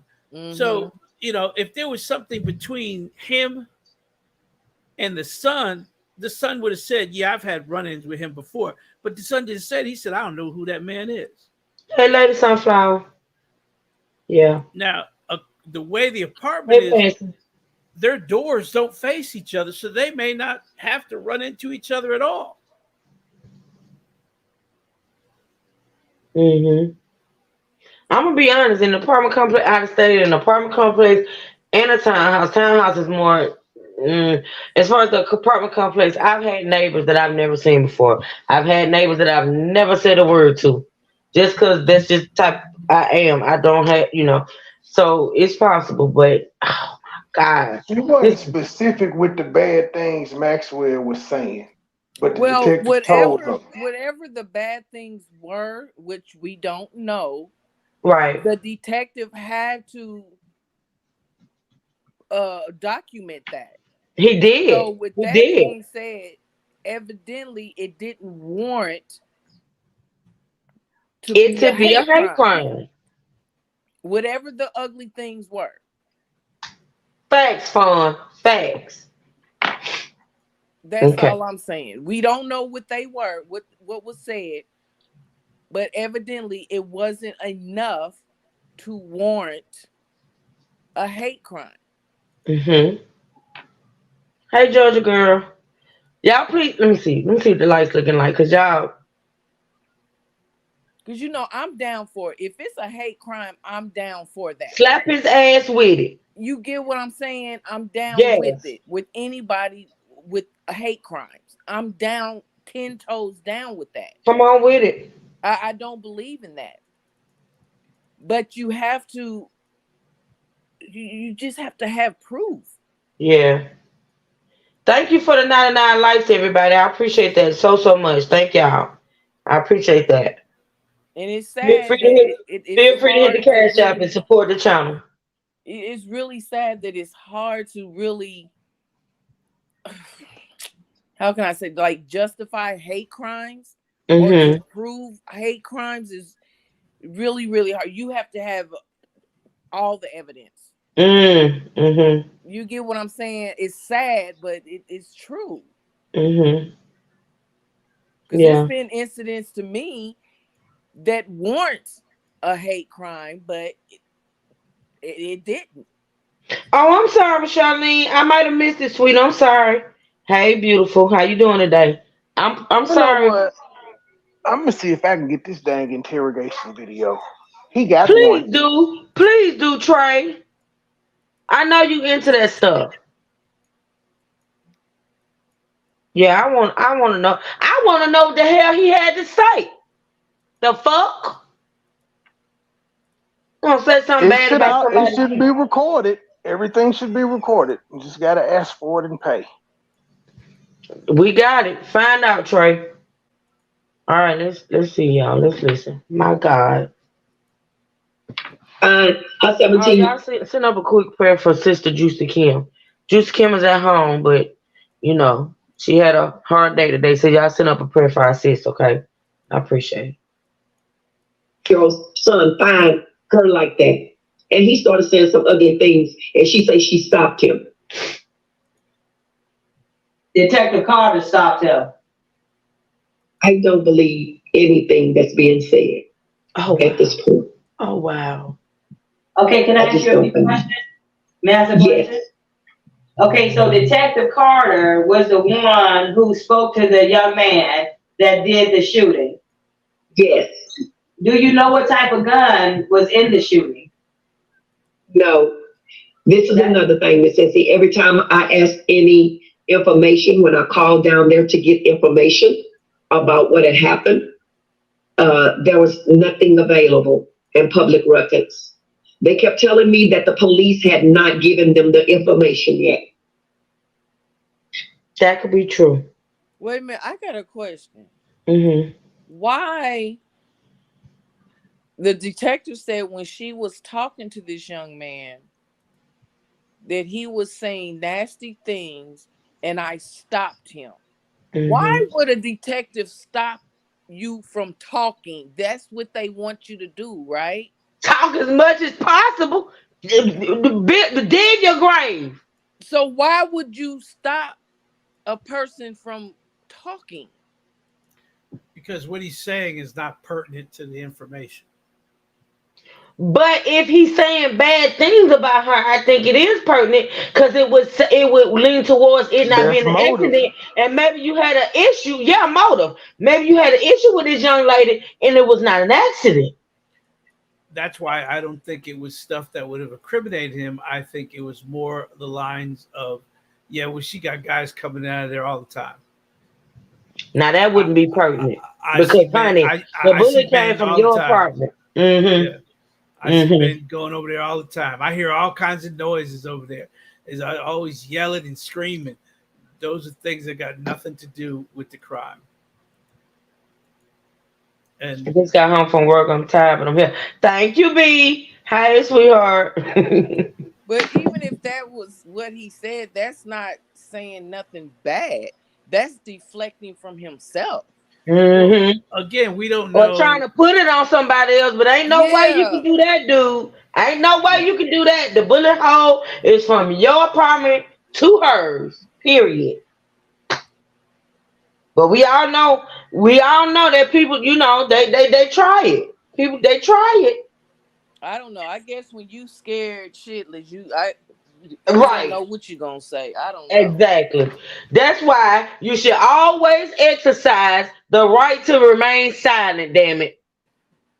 Shut what they call the fuck up. Yeah, understand, the police are not your friends. They're there to do a job.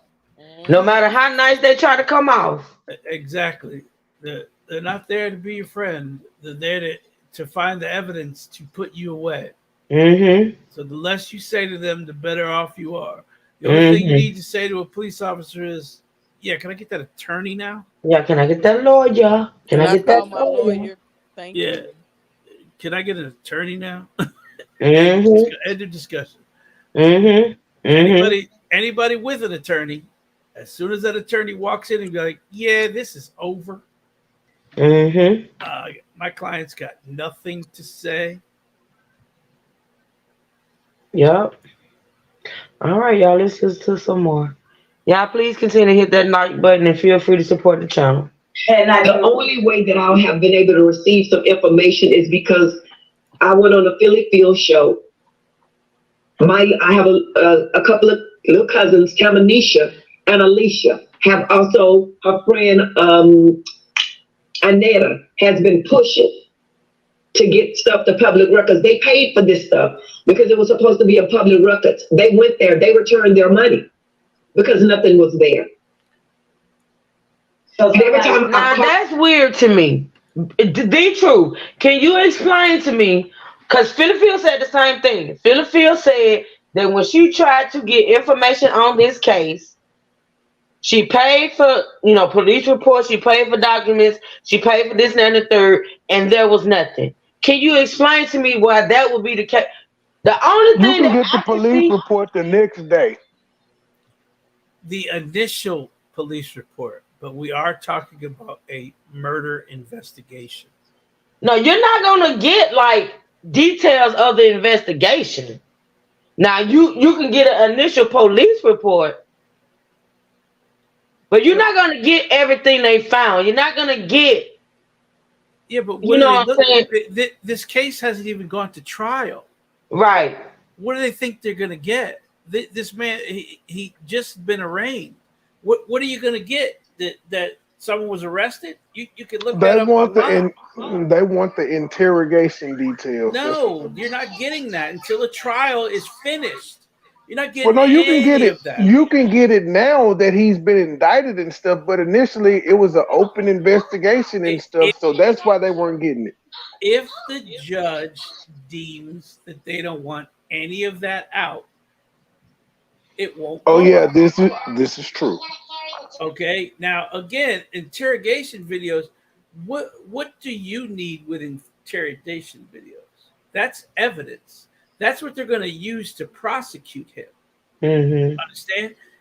You having it, the defense could be like, why are they got the interrogation videos? What's going on? I don't understand. My client has a right to a fair trial. Mm-hmm.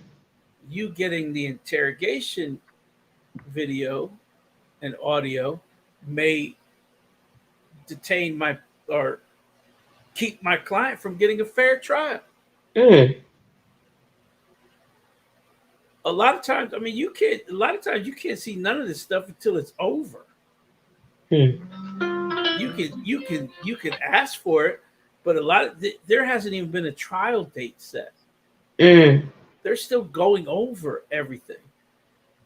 You sometimes you won't even see the police report because again it's an open investigation. Wow. You don't want people talking about this openly. You don't want to see what the police wrote down or but what are they looking for? The crime scene? I don't know. I don't understand what they were looking for. I don't know. I just remember and Philippield makes it seem like when she went to get information on this, like the shit wasn't even downtown. Like it wasn't even on the books. And I just don't believe that. Like maybe you didn't get what you wanted, or maybe you didn't get any like details that you wanted. But as far as it not being downtown on the books, if the man was arrested, something should be on the books. And they wouldn't have taken money from you if they didn't provide any information. They would have had to give it back to you. But again, what are you looking for? I mean, you knew he was arrested. You knew. But I'm saying, if I go down to City Hall right now and want to pull up arrest records of everybody that was locked up yesterday, they're not going to take money from me without providing me the records. Well, yeah, you're right. Arrest records are always available. He was booked. He was. Well, that's what they saying. They can't find. they're saying they can't find arrest records and stuff because that's the only thing they would have been able to pull up. I have it right here. But wow, we got it now. But they're saying initially, she said until she went on Philly Phil's show, they weren't able to pull up anything. I don't believe that. I've had this since I did the thing on Essie Berry, which was after Philly Phil's show. So Philly Phil shouldn't have said, I went to go get information on this and I got nothing. She shouldn't have said nothing. She should have made it clear on what she wanted and what was available. Because saying I got nothing, she was saying I can replay it. She said it in that live I was reacting to.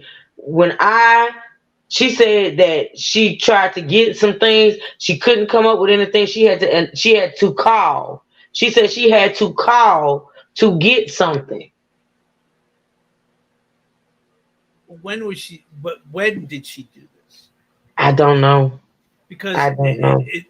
Sometimes they don't. A lot of cities don't update. They update every 48 hours. Some update at midnight. Some update the next day. So it could be different everywhere. Yeah. If this is a little small town, it may take 3 or 4 days for them to update. And it happened on the weekend. Let's not forget that. Yeah. So I don't know what they were looking for. His arrest record was there because the papers put exactly what his charges were. Yeah. And the paper actually said that according to police. Hey, Colette. Grace, did I speak to you? Hey, sweetheart. All right, let's listen to some more, y'all. I think we're going to have a part 2 on these because we're going to listen to this whole thing. To get information, what's going on with my daughter's case, anything. I was getting nothing up until I went on the Philly Phil show. I would call Miss Essie. I called and left messages for lawyers. No one would return my call. Miss Essie, when I said I called a couple of people. I want to file a civil suit. They said, what is that going to do? He's only 22 years old. He don't have any money to pay you. I don't care about money. I want him to. I need a timeline on all of this. I need a timeline on when she was calling lawyers. Okay, so think about what she just said. Let me do this before you get into it, D-Truth. Right. Thank you, Georgia girl. Thank you, girl. I was starting to think the commentary wasn't good. I wasn't getting no support. Thank you, girl. Thank you, Georgia girl, for supporting the channel. I appreciate it. I love you too. Go ahead, D-Truth. So you went to a few lawyers. Mm-hmm. And each of them had the same thing to say to you. Mm-hmm. What are you going to get? Meaning, what do you want us to do? You can't. My thing is this, though. Him. What is that for a lawyer to say? Because this is the thing. Even if that dude ain't got nothing, if her civil rights was violated, and she said civil lawyers, so that's why I'm saying civil rights. If her civil rights was violated, to me, it wouldn't even be about the money. You gonna pay. Whether you know, it's just gonna be okay. You can't give me nothing. So fucking what? I'm gonna file this civil case, but is it a civil case though? Exactly, but they didn't see that. That's why they didn't take the case. Exactly, they saw a involuntary manslaughter, an accidental shooting. Mm-hmm. There was nothing for them to do. Mm-hmm. Now, if you want to pay for a lawyer, he'll ask all the questions you want. Mm-hmm. He'll call every day and charge you for every call he makes.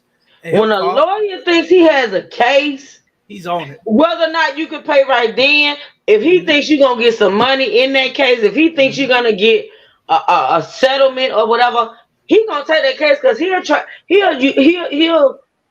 will take that case on, and whatever your settlement may be or your judgment, then that's when they get their money. Like I said, you got lawyers that literally, if you're in an accident and that shit go downtown, I think they got people down there going through accident reports and shit of that nature. Because you could be in an accident, if it's deemed not your fault, if you were hurt or anything, them people contact you. Yes, they do. They get the police reports. Yeah. Just like Just Busted pulls the police reports, everybody arrested. Yes, it's a journal. So every accident, every time a policeman enters the journal, he's writing down what it is. It's an accident, blah blah blah, accident. Then the lawyer will pull the police report on it in a week and look at it and see who was at fault. And if you weren't at fault, oh, there's your number. Let me call these people. Plus, they also have inside people in there that the lawyers pay to tip them off when a good case is coming. Hell, how do you think the lawyers get to the hospital before you do? Damn. Thank y'all for the likes. I got 104 likes with 107. Oh, excuse me, y'all. 107 people in the chat. Thank y'all. I appreciate that. Yeah. This is what happens when lawyers tell you no. You turn to people like Essie Berry. Yeah. Like Philly Phil. Okay. Philly Phil didn't do anything. She said, I didn't get any information till I went on the Philly Phil show. It wasn't because you went on the Philly Phil show. It's because it became available. You think these people care about Philly Phil? You think these people heard of Philly Phil? You think Philly Phil's so famous that the people I would have thought Essie Berry would have got more leeway than Philly Phil. At least she's saying she's an advocate. Philly Phil a damn cooking talk show host. Essie Berry's in California. Oh hell. Okay, I ain't know that. She's in California and she she doesn't leave California. Oh God. Let's remember, this is a woman who sued Steve Harvey for $60 million pro se. How long, bro? How long? Sued him for what? Sued for Mary Harvey. Mary Harvey and Essie Berry sued Steve Harvey for the divorce. What though? What was the ground? Suing him for what? $60 million, and Essie Berry was pro se in the case, meaning Essie Berry was the legal representative for Mary Harvey in a $60 million lawsuit. My God. How dumb. I can hear Steve Harvey say, hey, Essie Berry, she get on my damn nerves. Oh, yes. Steve, yes. I can guarantee he was saying that. Oh, my God. I'm not going to get into the Essie story again, but I'm just saying, this is who you're asking. I'm sorry. Listen, I'm going to have to do an interview with you on that whole story. Are you down? Oh, of course. Whenever you're ready. I almost set it up. You're ready. I have 6. I have a terabyte just set aside with nothing but Essie Berry paperwork in it. Man, if I'm gonna interview you, D Truth, I'm gonna email you, sir. I got to hear this story. I got to hear it. From the sealed documents all the way to all of Essie's lawsuits is in there. Everything's in there. Essie's videos are in there. Don't worry, Georgia girl. It's coming, girl. I got to hear this. All right, I did this on. Well, she got involved with Sweet Pea Diaries. What? Her and Sweet Pea got into it, and Sweet Pea reached out to me, and I told her exactly what to say, and Essie went away. Oh wow!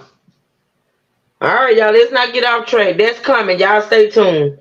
Let's listen to more Miss Foley. Y'all listen. Send prayers up for Miss Foley. This woman is hurting. She's hurting. All right, let's listen. Be served and go to jail for what he done to my daughter. This is not about money. This is about justice for Carlita. Because my daughter was doing so well. Miss Essie, she went out there to Atlanta, Miss Essie, in her car with nowhere to stay with just her clothes. My daughter was doing well. She was in a couple of background things with Tyler Perry. She's on prime time. Miss Essie, she was doing well. The last time I saw my daughter was August the 31st. She came August the 30th for her brother's birthday party. And for me to know and understand August the 31st and it just passed again, that's why I'm kind of like rambling, going back and forth, because August the 31st just passed, and that was the last time that I saw my child alive. That was the last time I heard her voice. And now I have to go on YouTube and all these places just to hear my baby's voice so I can remember what she sounds like. This is not about hurting anyone. It is about justice. It is about if you have a gun, if you don't know how to use a gun, I am asking each and every one of y'all, go get some training. Exactly. You don't know what hell I am going through. I have lost my only daughter. I have problems eating. I don't sleep. My grandson is going through. He don't want to talk about nothing, and I understand. About a month ago, he said, "Bibi, I understand now. My mother is not coming back." To hear my grandson say that, to be in the room crying in silence because I don't want my grandchild to hear me. Not eating because I keep telling Kalitha, I don't care what it takes. I don't care how long it takes. I'm going to keep fighting for you. I will get justice for you, Kalitha. I will stand. I will move and I will stand strong for my child. This goes to anyone that has lost a parent. I know the way you are feeling because I feel it. And it's a killing feeling. It's like a party with gold. My baby. My baby. The one that will call me, Mama, what you doing? I would tell her, she would always, what you doing that for? My child. You killed my child. You had no right to take my baby from me. I asked. My child came to me in a dream. People don't believe in dreams. I believe in God. I'm a strong believer of God.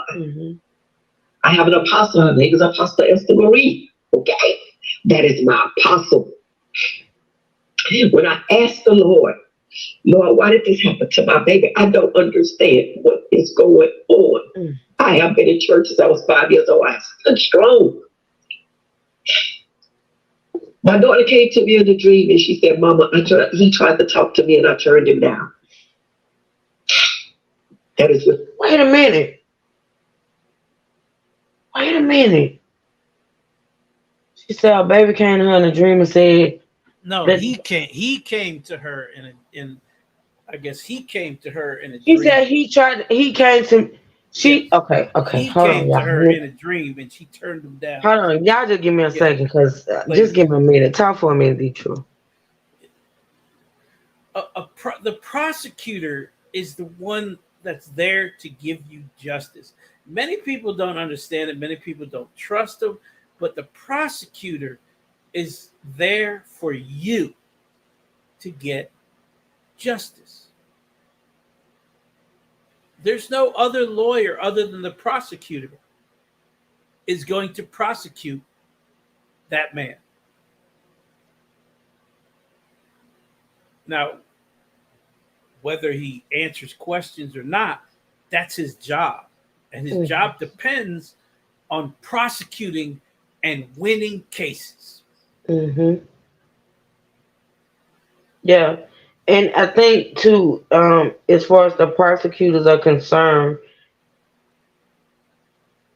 I think you should have a good. I can only speak for myself, y'all. And had I not gone through what this woman has gone through, I wouldn't be able to speak on it. But having a good decorum and communication with the prosecutors, to me, is a must. Like it's an absolute must, because don't get it twisted. Like when I ask questions, because I do ask questions, right? And when I ask questions, I want answers. But a lot of times you ask questions, but they can't answer it. Exactly. They can't. I had a detective to call me and ask and tell me that no. I'm sorry, I got it backwards, y'all. The DA, the lady from DA's office, she called me and she said that they were investigating it. They think that my son was shot with 2 different guns, right? I'm like, what? I'm like, what? He was shot with 2 different guns, because mind you, y'all, he had 3 bullet wounds, right? So I'm like, me, myself, and she said that she was waiting on the report from the detectives, right? So I called a detective. I said, because mind you, when I talked to the funeral home about my son and whether or not, because you got to remember when my son was shot, I had no clue for a minute where he was shot at. I did not know where he was shot. So in talking to the funeral home about open or closed casket, I had to ask the question, because some people on social media were saying they thought he was shot in the head or whatever. It was a lot. You feel me? But them people for days wouldn't even give me an answer as to where my son was shot, y'all. That shit, let me tell you something.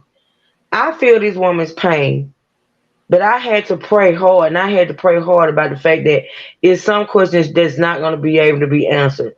I did not know until the day before we did the viewing of my son where he was actually shot and whether or not I was going to be able to do an open casket, because if my son was shot in the head, there was not going to be an open casket. But I found out the day before, and nobody could tell me, not the funeral home, not the detective. The only person that called me personally and told me where my son was shot was the coroner. He was the only person that was able to tell me that. And that happened a day before we viewed him. That shit, let me tell you something. When I listen to Miss Foley is angry. She's mad. She's mad. And I get why she's mad. Because she's got questions. And according to her, she's not getting answers. And it's hard to accept that. It's hard to accept that. You mean tell me this is my child and I'm asking you questions and you can't answer me? But you have to realize what brings me peace is that eventually I will know, and them not telling me is not for my bad but for my good. They can't tell me, they can't tell anybody into that trial. But I'm telling y'all, it is hard. When I listen to this woman speak, she is mad. But they don't want to tell you the coroner is the only one that could release things like that. And that's who made that. When I kept asking, because I was like, listen, and I wasn't actually making all the phone calls. It was really my daddy, because I couldn't. But I wanted to know, listen, I'm not going to have an open casket on my son if I don't know where he shot at. I'm not going to have an open casket on my son. The funeral home wouldn't even tell me. And they had his body. Because the coroner had not released the final findings. They can't release information. The coroner has to release a final findings, meaning there could be other things. And he has to basically say, cause of death was this. And where one bullet was post-mortem. There's a lot of things he has to do, but you can't release that information. It's up to the coroner. He's the only one that can do it, because he's going to. And guess where I got the call? Guess where I got the call when I got the call from the coroner? Guess where I was when I got the call? At the funeral home. I'll never forget it. I remember like it was yesterday. Because I'm setting up there telling the people, look, y'all want final arrangements. Y'all want me to say whether or not I want this to be open or closed casket. But y'all can't tell me. You can't tell me whether or not. Because what I'm not going to do to my daughters, what I'm not going to do to my parents is say, okay, it could be an open casket. And you can't tell me if. And praise God, thank God, I got the actual call from the coroner while at the funeral home making arrangements.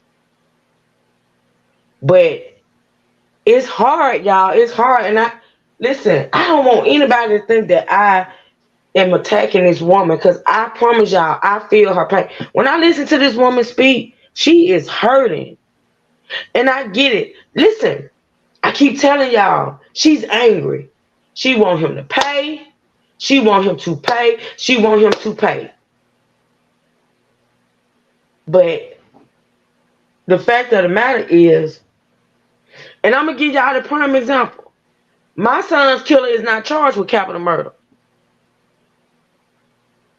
I'm like, why not? He's only charged with murder. He's not charged with capital murder. I'm like, okay, why? And the answer that they gave me, I had to accept it. I had to accept it because the case that they prosecute, it's got to be winnable, right? Lee True?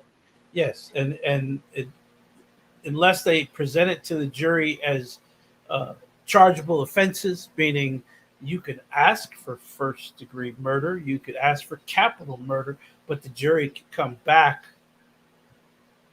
with this, but they could also acquit on capital murder. If they charge him with capital murder and not be able to prove capital murder, he could go free. He could be acquitted. Right. But I'm telling you, as a parent, a lot of times the capital murder, I think he knows something, and I think they're trying to deal with him. Mm-hmm. See what I'm saying? Mm-hmm. I think either something else is involved, because a lot of times they'll put capital murder on, but if he's willing to talk, they'll take it off the table. Mm-hmm. Confess. Yeah, so not even a confession. If he wants to, those guns may be linked to something else, and they want to know what those were. Remember, to close a case is the most important thing to a police department. Mm-hmm. And if they could close cases dealing with one person, they're going to make the deal. Mm-hmm. I understand that. As sad as it is to the person that's being passed over to get to somebody else, that's just the way it is. Closing cases means people have an answer. Mm-hmm. Every case you close, a family has an answer. They may not like the answer, but the answer is presented to them. Mm-hmm. It's no longer an open case. It's solved. And the person, they pay. They pay for their crime. Well, that too. That with capital murder, they have to, they would have to represent, or they would have to prove that this is a premeditated assault that led to the death. And see, let me say this too. See, I feel on my brain and my spirit, because I know, what led up to my son leaving my house and going to his death. I feel like it was premeditated, but if they can't prove that it was premeditated, there's nothing I can do. Yeah, you could. See, I feel like it should be capital murder, because I know that my son was with me. He was there with me. He was going to be there with me. He had no plans of going anywhere. He was called to a location, and when he got to that location, he was killed. I feel like it was premeditated, but if they can't prove it, then I have to deal with the fact that they can't charge him with capital murder. Even though on my heart and my spirit, I feel like it was. But what can I do? What can I do? And that's why whenever I call, they still say it's a active investigation, because they are investigating it. But in order for them to charge him with that, because in this moment he's just charged with murder. I think they want him to roll on somebody. And I hope he does. I hope he does. They believe. I think this is me just looking at what you're telling me and what you've said in the past, that I'm remembering what you said. I think they believe that there's more than just him involved. Mm-hmm. So they're trying to entice him to give them something. Mm-hmm. Mm-hmm. Unless they can prove he made the call that lured him there, there's somebody else involved. Mm-hmm. Oh, I was right there when the call came in. I was right there. But anyway, let's listen to some of y'all. What she told me. I asked God, God, why did this happen to my baby? He let me hear exactly what that young man said. I heard his voice and I don't even know that young man. Now she said she prayed to God, and this is a dream. She said she prayed to God and she heard the young man's voice. Let's see what she says.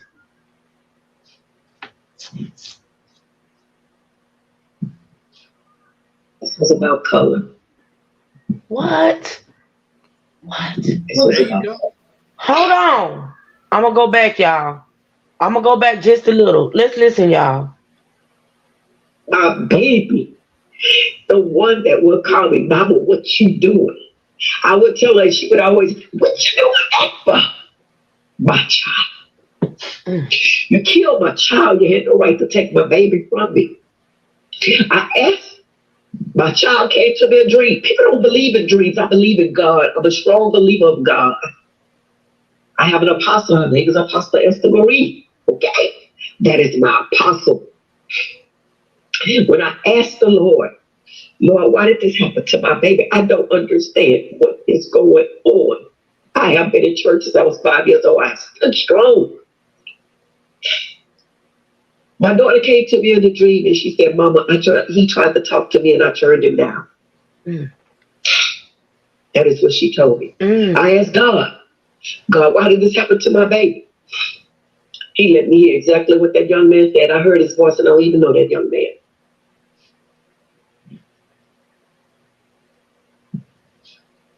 This was about color. This was about color. There it is, y'all. There it is. That's where all this is coming from. From a dream. From a dream. Mm-hmm. Yeah. A dream. No evidence. No, nothing that points that he's ever even spoken to her. Not that she's saying, well, my daughter said that he tried to talk to her. When I talked to her on the phone, she said this white dude tried to talk to me. So you're claiming it's a hate crime. So this is what Philly Phil is talking about. We don't know everything. So we don't know about the dream. Well, let me explain something to you. Dreams don't come into the courtroom. Psychics don't come into the courtroom. Empaths don't come into the courtroom. Facts come into the courtroom. Things that can be backed up with physical or forensic evidence comes into the courtroom. They're not going to ask Miss Foley to step on the stand and repeat her dream. If he did all this, how come the son has never seen that man a day in his life? Was there any written thing? Did she make a complaint against him? Because if she had made a complaint against him, it would be somewhere.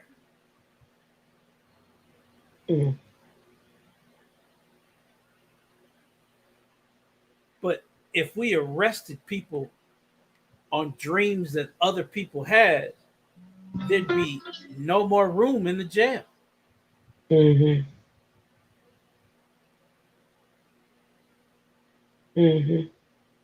I'm good, man, Fancy. I'm good. My heart really goes out to this woman, to any woman. Me too. Me too. Man. And I'm gonna just say, listen. I'm not gonna doubt what this woman. My son has come to me in dreams, y'all. It happens, but I don't really.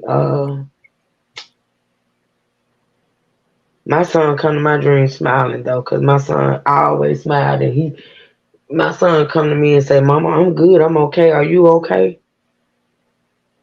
You know, so she's suffering, y'all. She's angry. I understand that, and I gave her. That's why I always said, "It says you're a mother. You should be angry. You should be saying the things that you're saying." But there is people standing around you who should know better. Let me say this, and this is why, for people that don't understand why I'm angry, let me say this. And see, now I get why Philadelphia went where she went when she said what she said.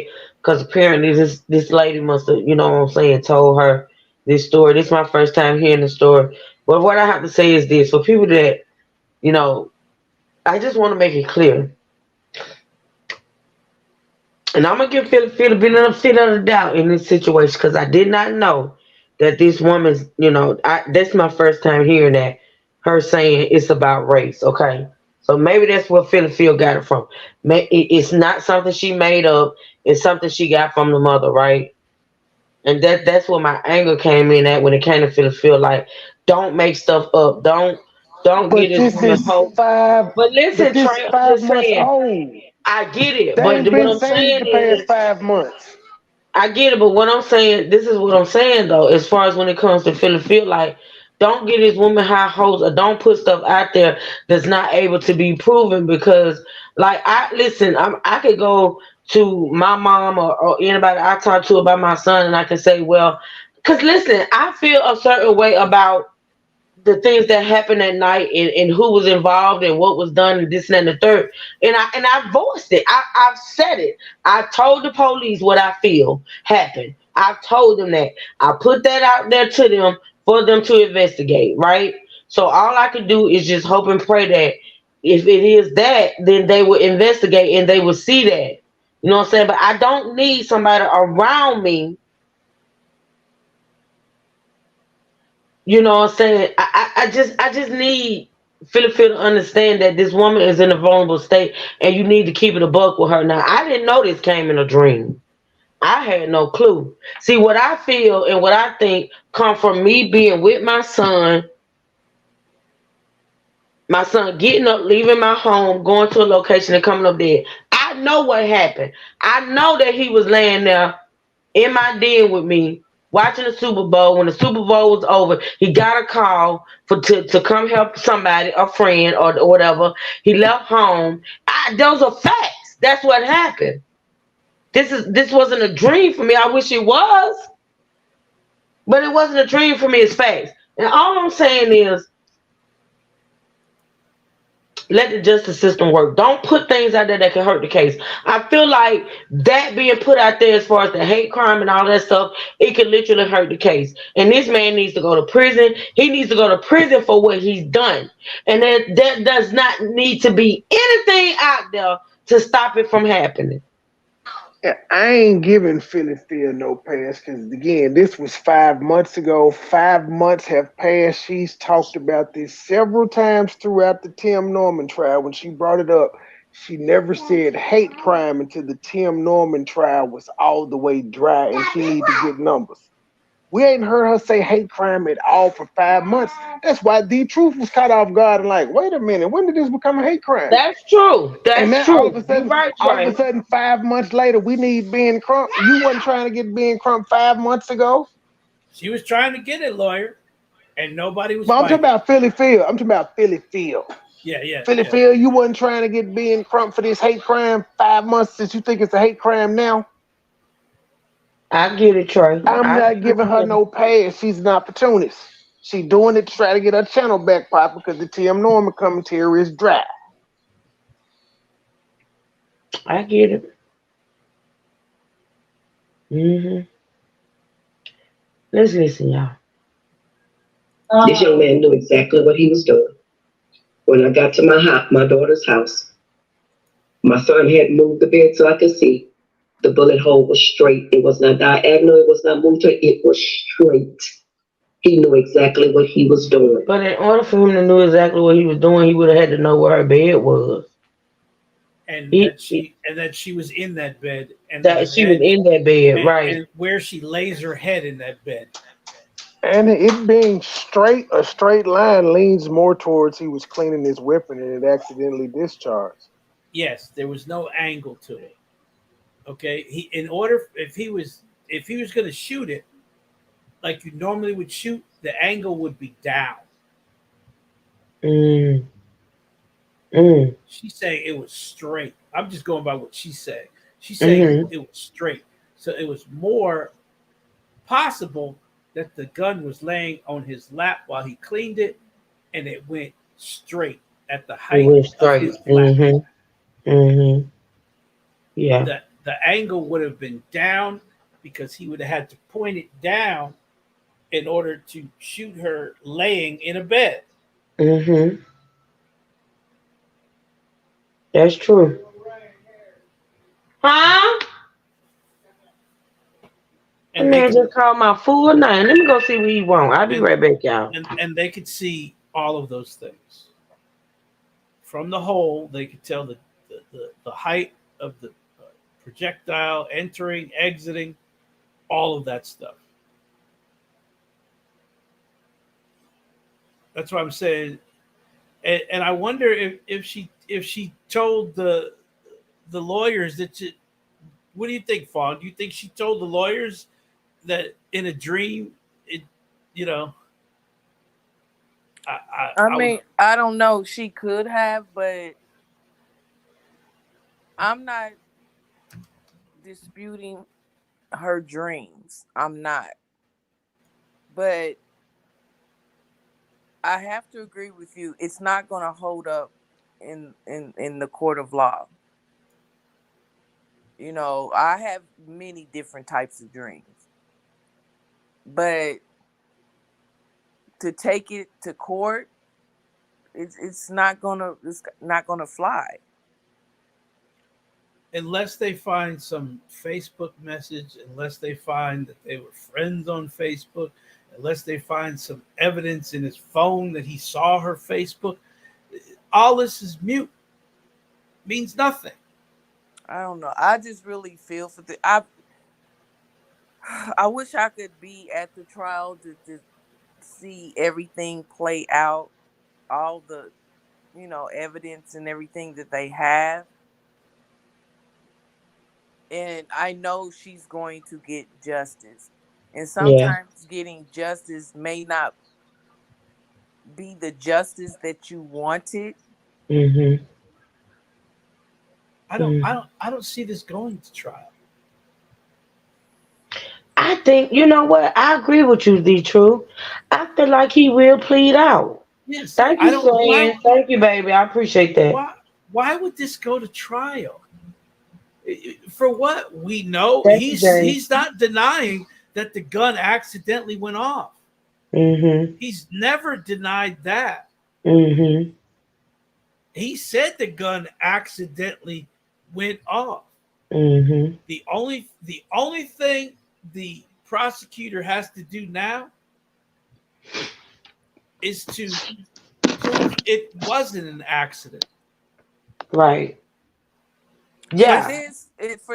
For this case, I just got a feeling he's not going to get more than 10 years.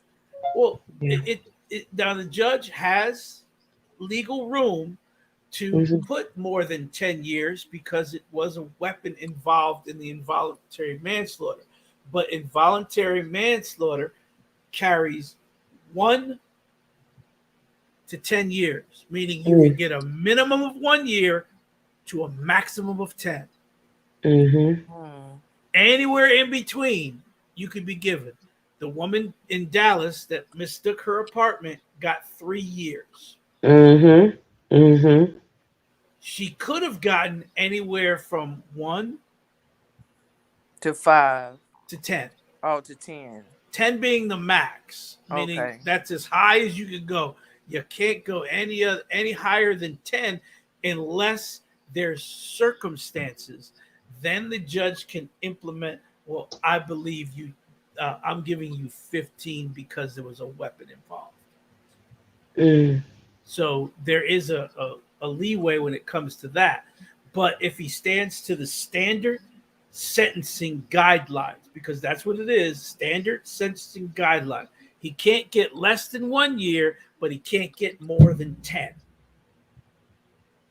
And that's what sentencing guideline means. You can give anything you want between them, but you can't give less than 1 and you can't give more than 10. That's just the way it works. And sometimes even in sentences with that, because personally wouldn't be happy with That's that. what I'm saying. Now, I just finna say fun. I was just finna say even in sentencing, sometimes that's not enough. Right. Mm-hmm. But then you have to think. I hate to say it, something is better than nothing, but it doesn't bring back your family loved member. one. Mm-mm. It's never going to be enough. Yeah. Everyone believes a life for a life. And you have every right to believe that.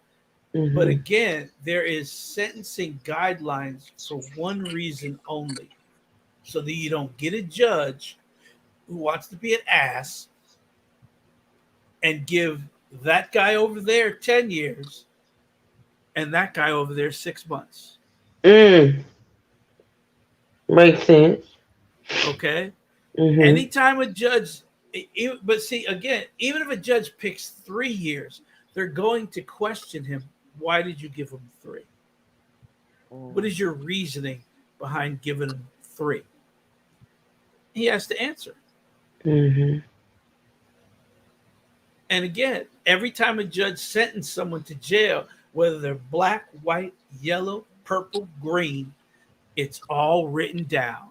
Mm-hmm. And it's all stacked up against each other. They know how many white people he sent away and what he sentenced them to. He knows how many black people he sent away and what they're sentenced to. Spanish, Chinese, anything. Asian, whatever. It's all broken down by race when it comes to judges' decisions. Who they are, whether they've been in trouble before with the law, whether they've never been in trouble with the law, whether they hindered the investigation, all those to a judge's decision, and then they watch that because they want to see if there's a pattern. They want to see if he's easier on one race than another race. Mm-hmm. So anytime the judges don't take this lightly because they know they're going to be questioned about it. And most judges dream of becoming bigger judges. Right. And when you go before someone to become a bigger judge, your sentencing guideline is the first thing they look at. Mm-hmm. First thing. Because the people that don't want you to be a judge, that's the first book they're pulling That's up. what they're going to bring up. Yes, exactly. And the first thing they bring up, do you know you sent more black people to jail than white people? Oh, they're going to break it down. They're going to break it down. Well, how many white people did I see? How many black people did I see? Tell me. And again, they have to be able to base their facts on facts. Mm-hmm. So every judge thinks about these things. If I'm too lenient, will it hurt me when I go for re-election? Man, I think a judge's job is stressful, man. Like, honestly. Like, All right, y'all. Listen, this video is 1 hour and 11 minutes long. We're in 20 minutes. That's it. That's all. I think I'm going to go. It's 8 o'clock. Trey, you going live at 10? Trey? You know me going live depends on what time this baby terrorist go to bed. Oh, facts. Okay, I think I'm going to go. I think we're going to go for like 1 more hour just because I want to try to get through as much of this as possible. If I have to do a part 2, I will. I just want everybody to hear Miss Jackie Foley's voice and what she has to say about this, okay? Even though my head is banging right now. Oh my God. My head is hurting so bad. But all right, take a break. Play some music. Take a break. You think I should? I didn't want just take a 5 minute, just put one song on. Put my feet up or something and let that play for a couple minutes. Go take a deep breath. Go back in the back. Smack Tony one good time. By the time get your bologna sandwich. Make a bologna sandwich. I think you know what I'm gonna do. I'm gonna play a song for Miss Foley. What y'all think I should play? I'm gonna play a song for Miss Foley. And I don't want to play a sad song. I don't want to play a song that's gonna make her cry. Al Green for the good times. For the good times. Okay, I'll play that. Be careful with Al Green. Oh no, for the good times I play all the time. It's Okay. good. It's good. I can just edit it out. I am gonna play it. Okay. All right, y'all. I just didn't want to play. I'm gonna play this song. Let me. I'm gonna take a break, y'all, cause my head is banging. It is. Um. Hold on.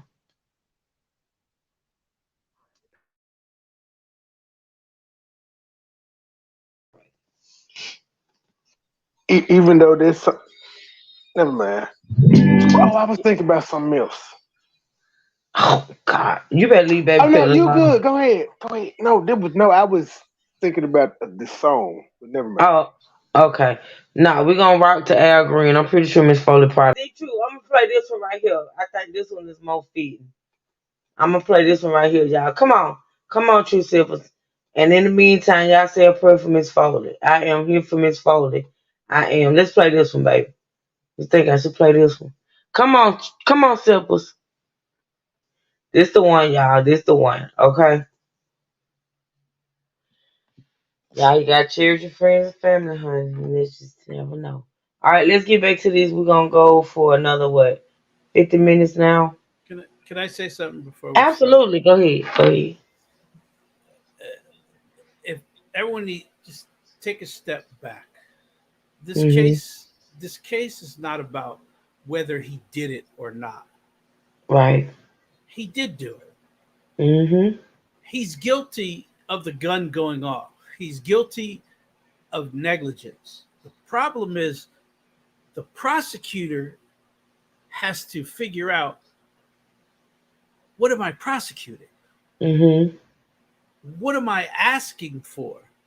Mm-hmm. He has to figure out how to present the case of culpability. How much is this man culpable of what happened? If it's an accident, in what degree is the accident his fault as much as an accident? Do you understand what I'm trying to say? It's not about whether he's guilty or not. He's guilty. He admitted that the gun went off. It's up to the prosecutor to figure out, what did he do and what is he liable for? Mm-hmm. That's not an easy thing to do. How do you... And what he could prove. Yeah, but he doesn't even have to prove anything other than, he has to prove how much is on him. Yeah, that's what I mean. Yeah. Mm-hmm. His defense is going to be, it was an accident. Mm-hmm. The prosecutor is going to have to figure out, how preventable was that accident? Facts. And how much should you be held for that? Because I absolutely think that it was preventable. You should have made sure you didn't have. Exactly. Come on now. Yes, you should have. You should have thought. You're talking about going to the army. You talking about you was going to the army. Yeah, and that's the prosecutor's dilemma. How do I prove the severity of the negligence? How do I prove how much is he at fault? Mm-hmm. What was preventable? What's the percentage that a jury will find it to actually be an accident and acquit him? Well, that's another. No, problem. but that's what they have to ask. They got to ask all these questions. But again, I don't see an acquittal. It's going to come down to, how much is he negligent and what is the proper sentencing? He's already admitted that the gun misfired. So he's saying it was an accident. His attorney is going to have to try to prove that this was a pure accident and that my client was not at fault because it accidentally went off. Well, see, now in this case, the prosecution has to prove that it was more than an accident. He's claiming an accident. They're claiming negligence. Yes. They have to prove. So that's why I'm saying, like, he has to ask himself, because there's actually people out there that will consider that an accident, tragic accident, but an accident nonetheless. So he has to ask himself, can I actually win this at trial? Also, it's not fairly hard for him to say you are negligent. You didn't do the first rule in cleaning your weapon is to make sure that it's empty. Yes. And that gun safety is first, and you failed to do that, and someone else died because of your negligence. So it was so unnecessary. Yeah. So, and that's what to be honest, that's what makes it so hard to accept. It was so unnecessary. You know what I'm saying? Like it was preventable. It didn't have to happen. It shouldn't have happened.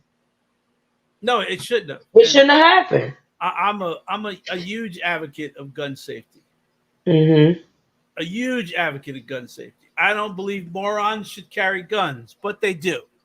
I don't believe you should be able to purchase a firearm if you have not taken at least a simple gun safety class. Whether it be a rifle, a pistol, even a freaking slingshot. You should not be able to walk out of any gun store or order a gun without at least having to take a proper gun safety class, whether it be cleaning it, handling it, loading it, unloading it, and at least how to fire the thing and put the safety on. You don't even know how many times people have called me and said, "Hey man, the safety's on. How do I get it off?"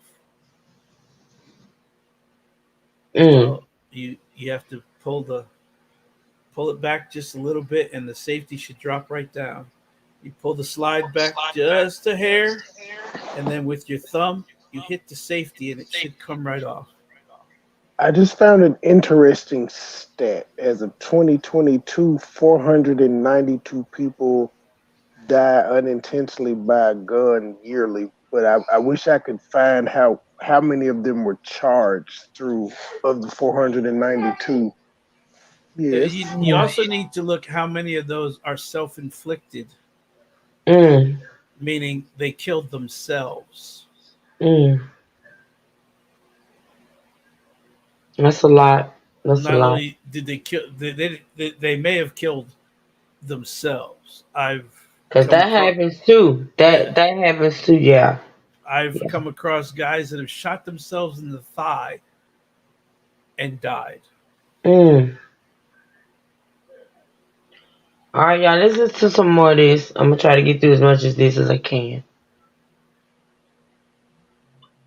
Okay, so Maxwell Williamson, you will not rest until you are in jail, because I feel like you will do this to someone else's child. Because you don't know when people say no means no. And so Miss Foley she's on the premise, because of her dream, that this guy intentionally killed her daughter because she denied his advances. But she's basing this off a dream. Okay. All right, let's listen. You can be told no. Young people have a problem with people telling them no. But I will get justice for Kalitha. I will not shut up until I get justice for Kalitha Foley. No one had a right to take my child from me. God gave her to me. That was my baby. She's still my baby. Would you say his name again? Ma'am. Would you say his name again? Maxwell Williamson is his name. Now, I will never forget your face. I will never forget your voice that the Lord let me hear in my ear. Never. Can you tell me what part of Georgia this was in? Duluth, Georgia. Kalitha stayed at 33. Oh, you want me to play it again, Miss Gloria? I will. I will. Y'all please hit the like button and feel free to support the channel, okay? All right. I hope this is enough, Miss Gloria. It was not moved. It was straight. He knew exactly what he was doing. Okay, so Maxwell Williamson, you will not rest until you are in jail, because I feel like you will do this to someone else's child. Because you don't know when people say no, no means no, and that you can be told no. Young people have a problem with people telling them no, but I will get justice for Kalitha. I will not shut up until I get justice for Kalitha Foley. No one had a right to take my child from me. God gave her to me. That was my baby. She's still my baby. Would you say his name again? Ma'am. Would you say his name again? Maxwell Williamson is his name. Now, I will never forget your face. I will never forget your voice that the Lord let me hear in my ear. Never. Can you tell me what part of Georgia this was in? Duluth, Georgia. Kalitha stayed at 3355 McDaniels Road. Yeah, she's saying Duluth, E. Brooks. Yeah, she's saying Duluth. The whole time we were there, I only saw one person of color. Two people of color, I'm sorry. Really? My daughter wanted something better out of life. She always wanted to be an actor. She was on her way. Kalitha was a go-getter. It is nothing that you try to tell Carlita that Kalitha said that she was going to do that Kalitha didn't go and go try it and do it. That was Kalitha. That was my daughter. Can you tell Anytime she told me she was going to do something, she done it.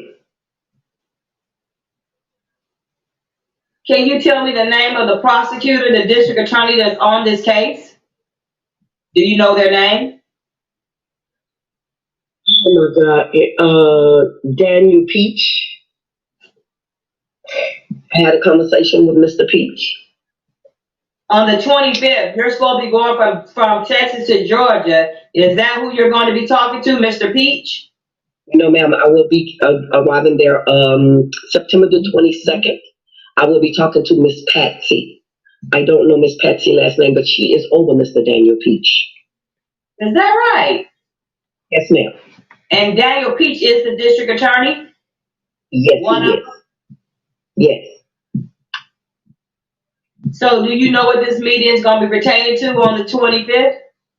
It is supposed to be pertaining the charges that they will move forward, telling me what they can and what they cannot do. Would you be against, when you go there talking to Miss Patsy, would you be against us being live? Because if she ain't got nothing to hide and she's going to do right by your daughter, then why would she care if you be live or not? Would that be a problem? Could we find that out? It wouldn't be a problem if she lets us, if she says there's a problem, then we will move. Listen. I told you. No, because everything is not for the media. Everything is not for YouTube. Everything is not for everybody to know. I'm just saying. But do you see what Essie Berry's doing? Yes. I want to go live with it. Why Let's go though? live with it. Let's go live. Would you mind being live with it? No. Miss Foley, you're the prison system. Why would you think that's okay to do? I don't think it's okay to do for the mere fact that it could taint the case. Do people not understand that jurors are selected from the population? Jurors are selected from the people that's listening to these listening to these news reports and reading these news articles and on YouTube and things of that nature. I just think that some things need to be. Listen. From the county in which this happened. Come on. That's the jury pool.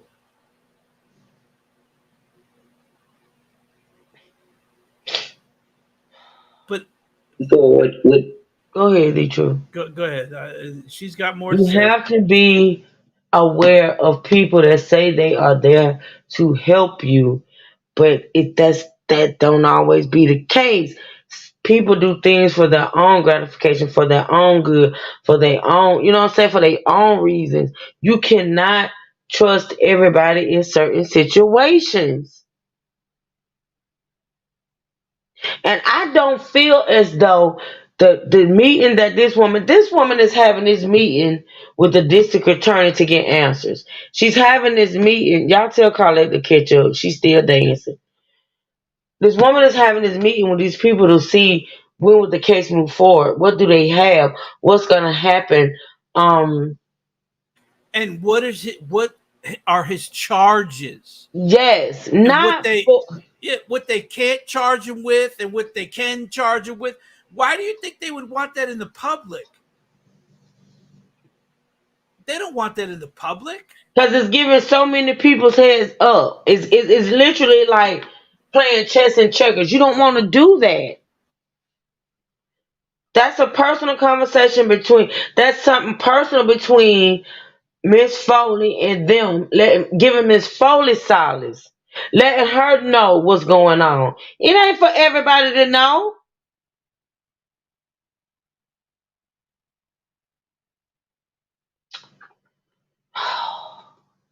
Not being it, but I have some nieces there that would make sure that they take complete notes. That is the reason why they are going. They have been fighting for Carlita since this has happened, and they will be arriving there with me.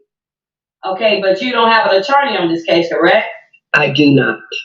Okay, so we're going to talk about it later, but behind closed doors, you're going to tell them that you have a civil rights activist that's going to be on the phone with you? That will be no problem. Yes, ma'am.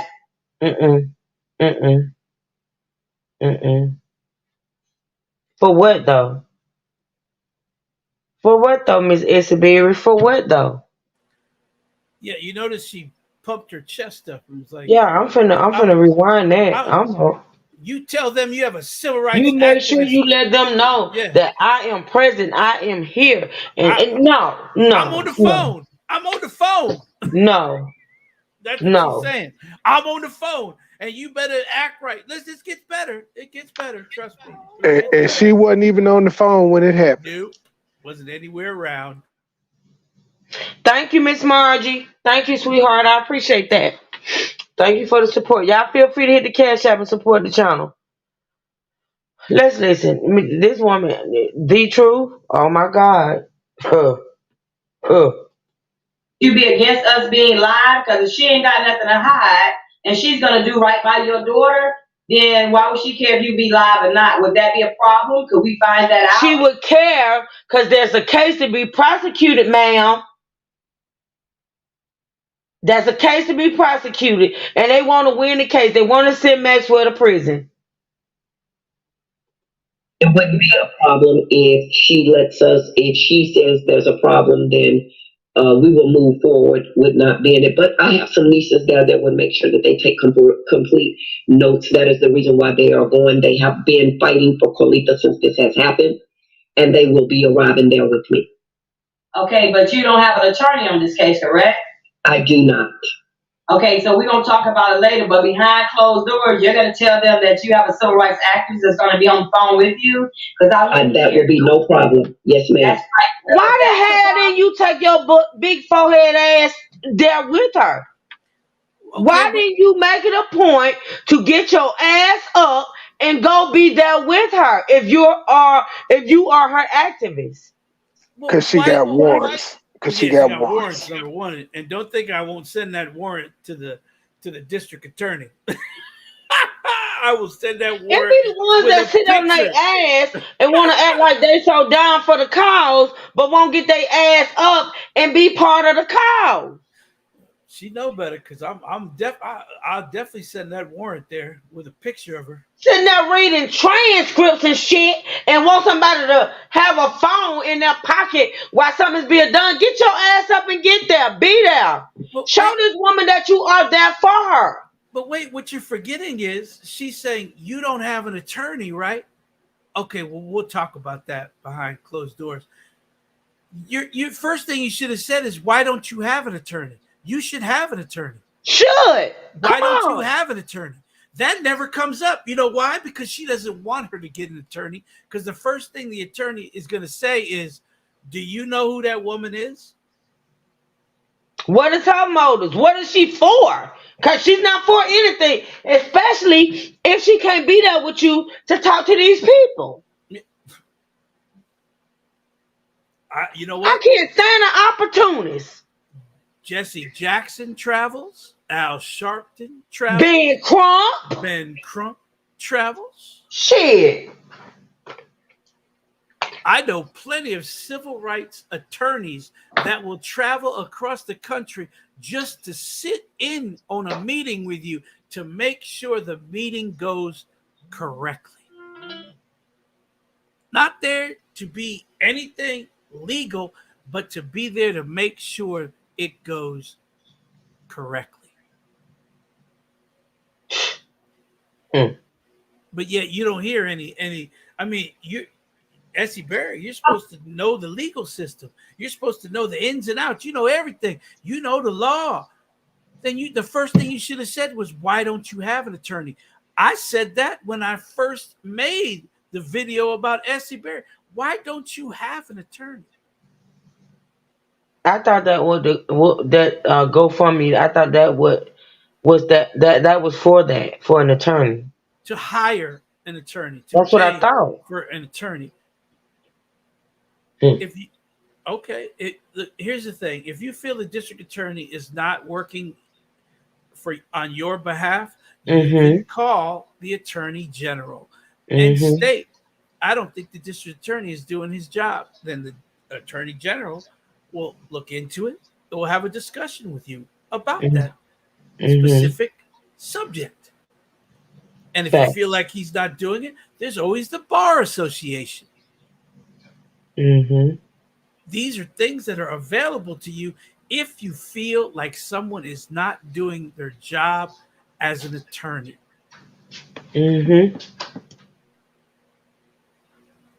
Hell, you could go to a college that's teaching law and talk to them, and they will send you someone.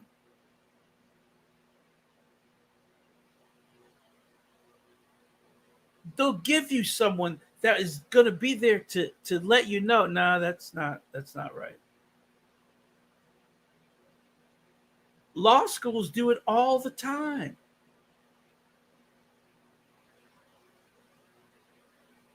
That's why I don't understand. It's a year and a half going on 2 years. You don't have one attorney? Not one person said, okay, I'll look into it. Not one?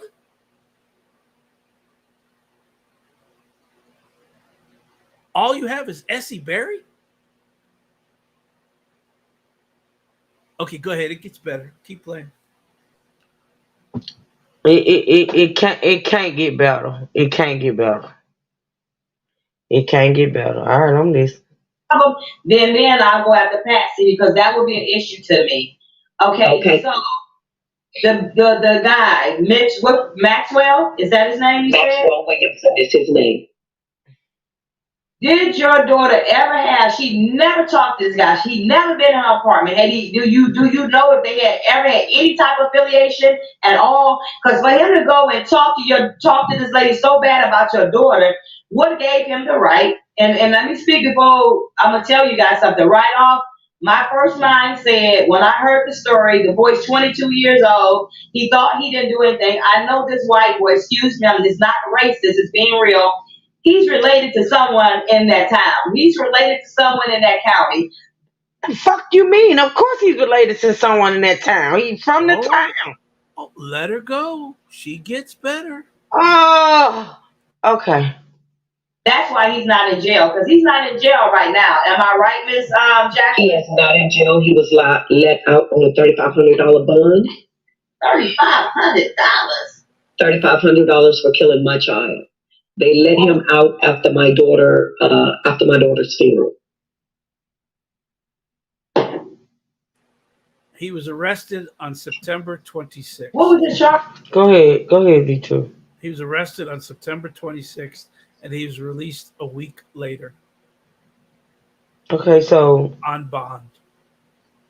Okay, that's usually how it works. And if he was let out a week later, that means he couldn't immediately come up with it. But the $3,500 bond is what is for involuntary manslaughter. Bonds are not just something a judge makes up. The prosecutor has to first say, Your Honor, I believe the bond should be $50,000. And then the judge goes, well, that's a little high for the crime. Okay, 5,000, 3,000, whatever. It's on the judge to say how much the bond should be. But there's also a bond guideline that they must absolutely adhere to. It isn't just a judge making up a number in his head. Oh, absolutely not. Because the guy, a bond. Yeah, the guy that killed my son, he got 3 charges. All of his bonds for each charge. The total amount is $450,000, $500,000, right? During a bond hearing, his lawyer asked that his bond be reduced to $25,000. From $450,000 to $25,000.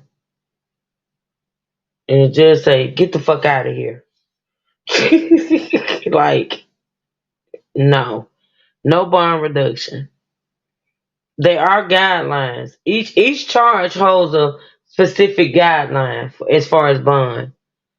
Now, she's saying his bond was $3,500. Could that mean like maybe that's 10% of what his actual bond was? I don't know. Because that's weird to me.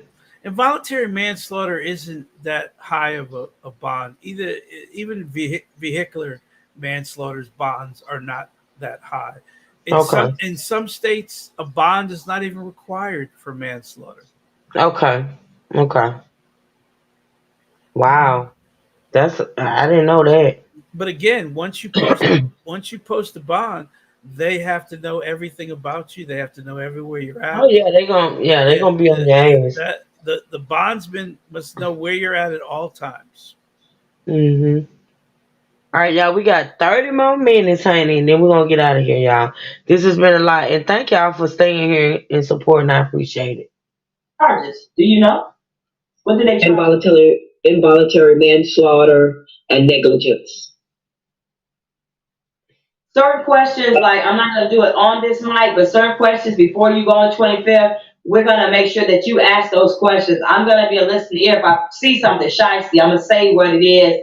But because of the thing to me right now is, you spoke about them saying something about there will be a new law. Is the new law to protect your daughter? Is it a new law to protect this criminal?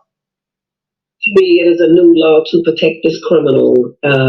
This is what I was told. I was told that they were sorry to say this, but one of the men said this to me, Mr. Maine, is that Ms. Foley is sorry to say, but he has more rights than your daughter. He has more rights or rights? Rights. More rights. R-I-G-H-T. Okay, Raina. Thank you, baby. Than my daughter, Kalitha Foley, which was killed. And what did they say what his rights were? No, they did not. All I know is that their laws has changed, and this was one of the laws that changed. Did they give you a penal code for the law that had changed? No, they did not. That is what when we go down there on the 22nd, that's what they were talking to us about.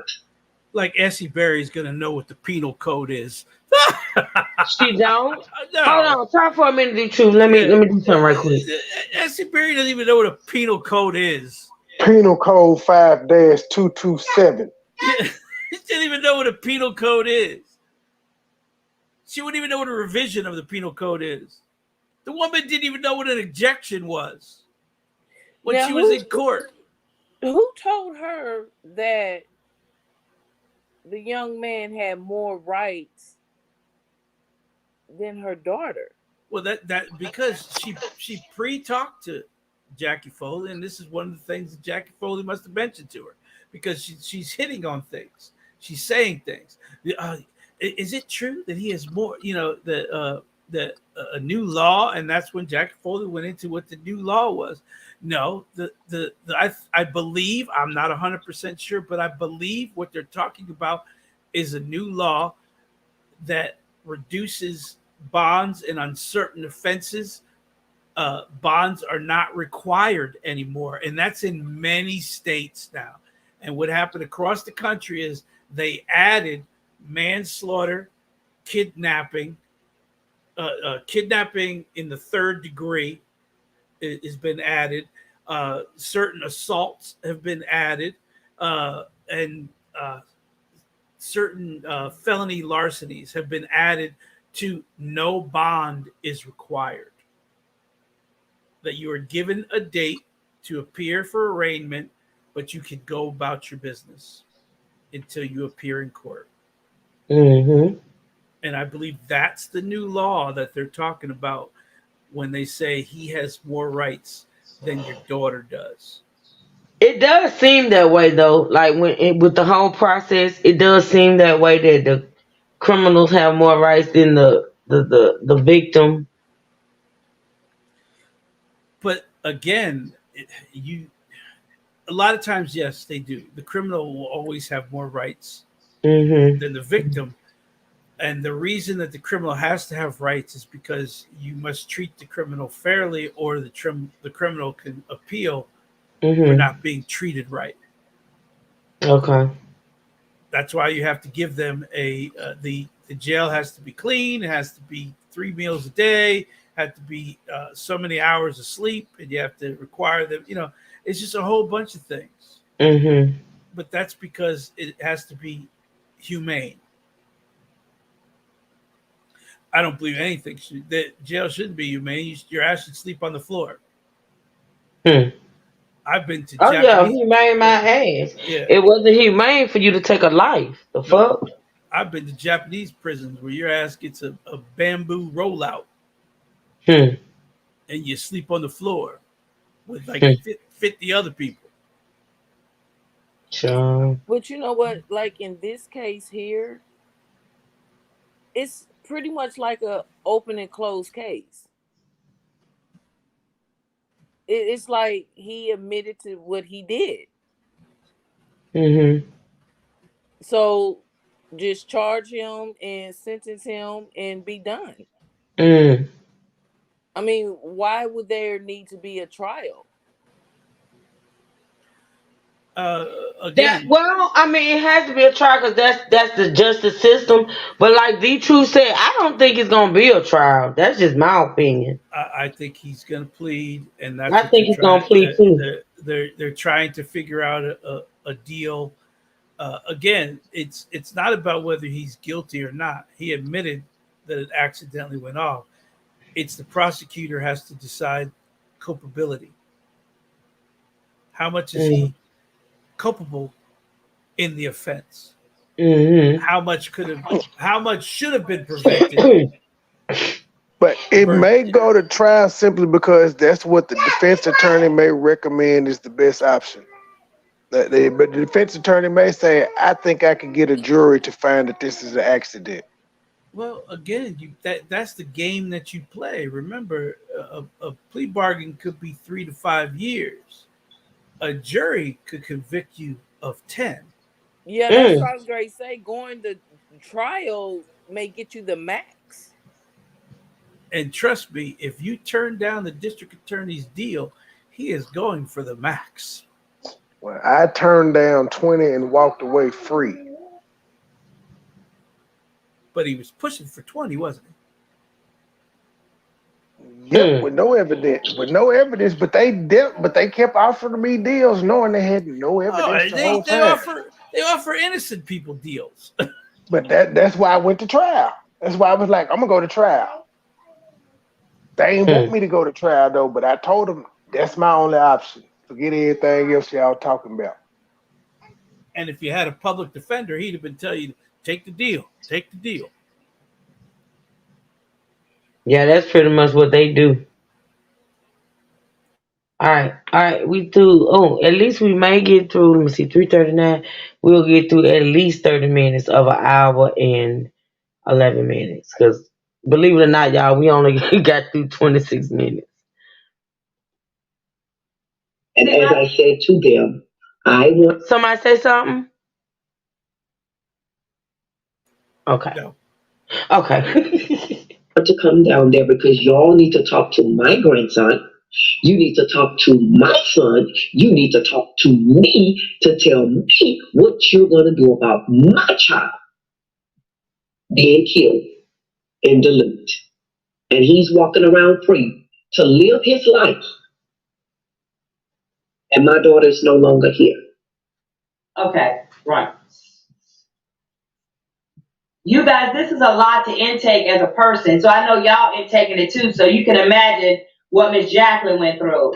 I got to go back because I just see lies all the way through as far as what these people have did to her daughter. And when you get through, like, share, subscribe. When I say like and share for justice for Carlita, for Miss Foley, to let them know that we don't want someone else to be able to do what they have done.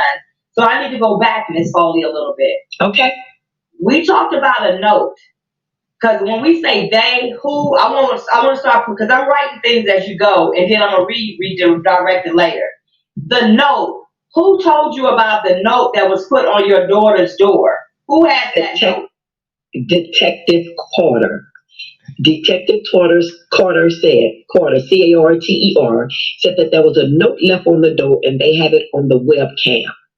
And I said to her, how could that be? Because my grandson said he had been there 3 times and there was no note on the door. Now, this is what my grandson... No, Miss Foley, you said 2. 2 times. I'll just get ready to pop in there. Wait, you said 2 times. You said 2 times, which to me is behooving me, but I'm gonna say it's possible. That behooves me though, but you said 2. Now you said 3. Yeah. My son did tell me a week before that my daughter was killed, there was a blank sheet of paper left on the door. He took it in there and showed it to his mama, said, Mama, what is this? He said she looked at both sides of it. It was nothing on it. She said, I don't know, son. Let's go back. Y'all listen to this.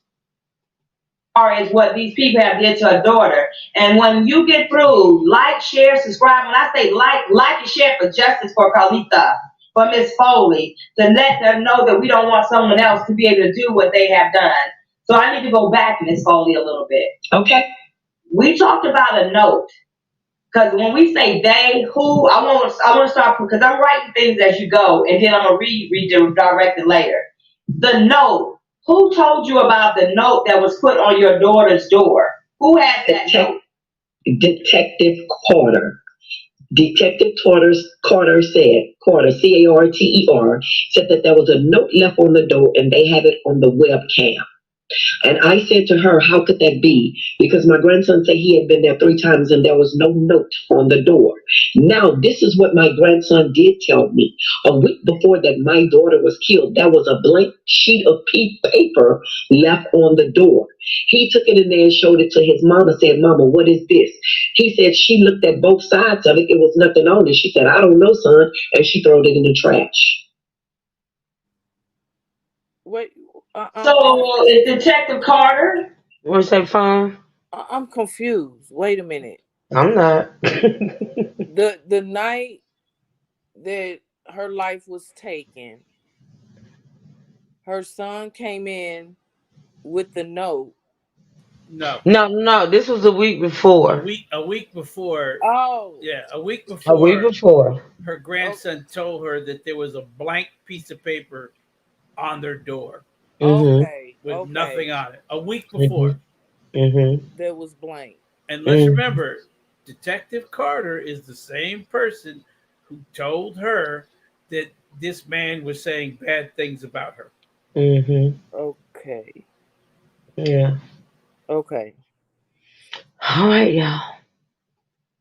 Is she still with this police department now? Do you know? Yes. We also had a conversation about her when I had the conference with Daniel Peach and Mr. Maine and Miss Sarah Warner. about her. She said that she would keep in contact with us no matter what. She would keep us informed no matter what. And not one time she returned my son's call one time. But after the conference with these three people, then 30 minutes later, I received a telephone call from her. And she said to me, what did I want her to do? What could she have said to me what would make me different? I said to her, Detective Carter, I am only going by what you said to me, my son, my grandson, and their father, is that you would keep up with us no matter what, letting us know what would be going on the case. And you have not. So, did you ever see a police report? I have never saw a police report. Once again, the police report is the one that I called to get, and it was never there. Dietrich, you got a police report? There's no police report on the web. Really? They're not. They don't. This is not a car accident. I don't know what people think. This is not a car accident. I'm not placing police reports for people to get. What are they going to read? A woman was deceased, laying in the bed. We found her deceased. What do you think is going to be on that police report? A police report is nothing but the initial findings. That's it. You're not getting the detective's notes. You're not getting any of that. A police report is just, we went to a house at whatever the address is, and there was a woman deceased. That's it. That's a police report.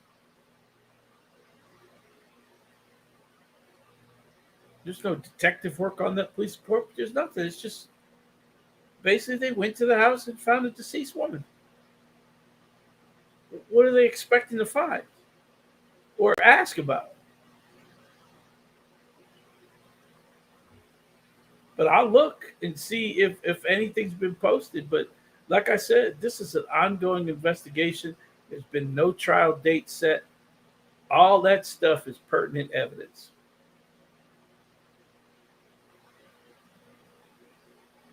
Hello?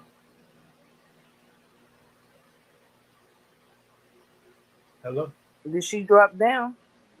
I don't know. I don't hear anything, but I don't hear Trey. No, I didn't drop down. I was on a call. Tony is annoying. Sing it, Tony. Sing it. No, he done went to the store. I told y'all every time he go to the store, he gotta call me before he leave out the store. It's his every time. Making sure if you need anything. I did. I sent for pickles. Fuck it. I needed some pickles. And he probably knew that, and he wasn't gonna come home until he asked you. Well, so you wouldn't send him back out. I ain't gonna send him back out. All right, y'all, let's listen. Never available. So that means that there's still an open case on this whole situation. I was told that the case is still open, and they didn't have to present it because it's still open. I have to ask this just out of curiosity, because this case was in Georgia.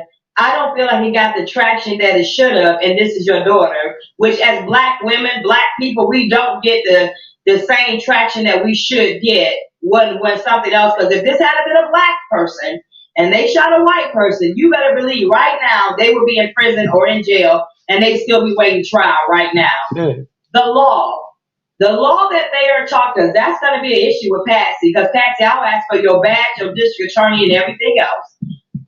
Girl, you ain't gonna get shit. What the hell is she talking about? She says that on every case. Oh God.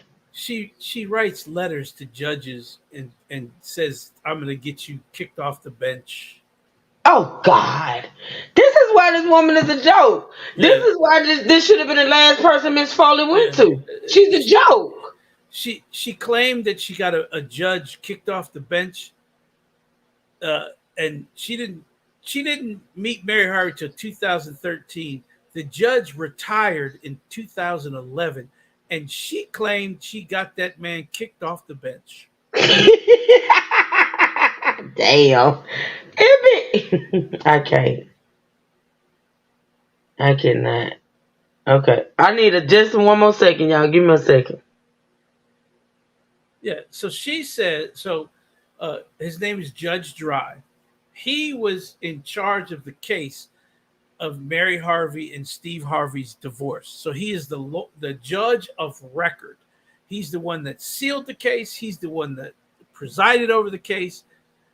He retired in 2011. Essie Berry didn't even know. Who is this woman? I've never heard of her before. I don't know how you didn't hear of her. She's crazy. But she said that she got Judge Dry kicked off the bench. How do you get a man kicked off the bench and you didn't even get involved in this case until 2013 and he retired in 2011? Fun, her claim to fame is being married to Rerun. Yes. Not Rerun. I'm gonna need you not to do Rerun. I got that's her claim to fame. Yes, she's only known for being Rerun. You don't need to be trying to do Rerun, Fun. I got a whole thing on her marriage to Rerun. What's happening? Yeah, the pop lock Rerun. That's his wife. Yes. He was 48 and she was 26 when he married her. It was an 18-year. That shit is funny. So he was already broke when he met her. He was broke when he met her. He was a crackhead. God! Broke already when he met her. Alcoholic, crackhead, and broke, and trying to be a preacher. I did a whole mini series on their marriage. Baby, I can't wait to do this interview, y'all. I cannot wait. I've done a whole mini series on their marriage, and her claim to fame. She used to call herself Essie Rerun Berry.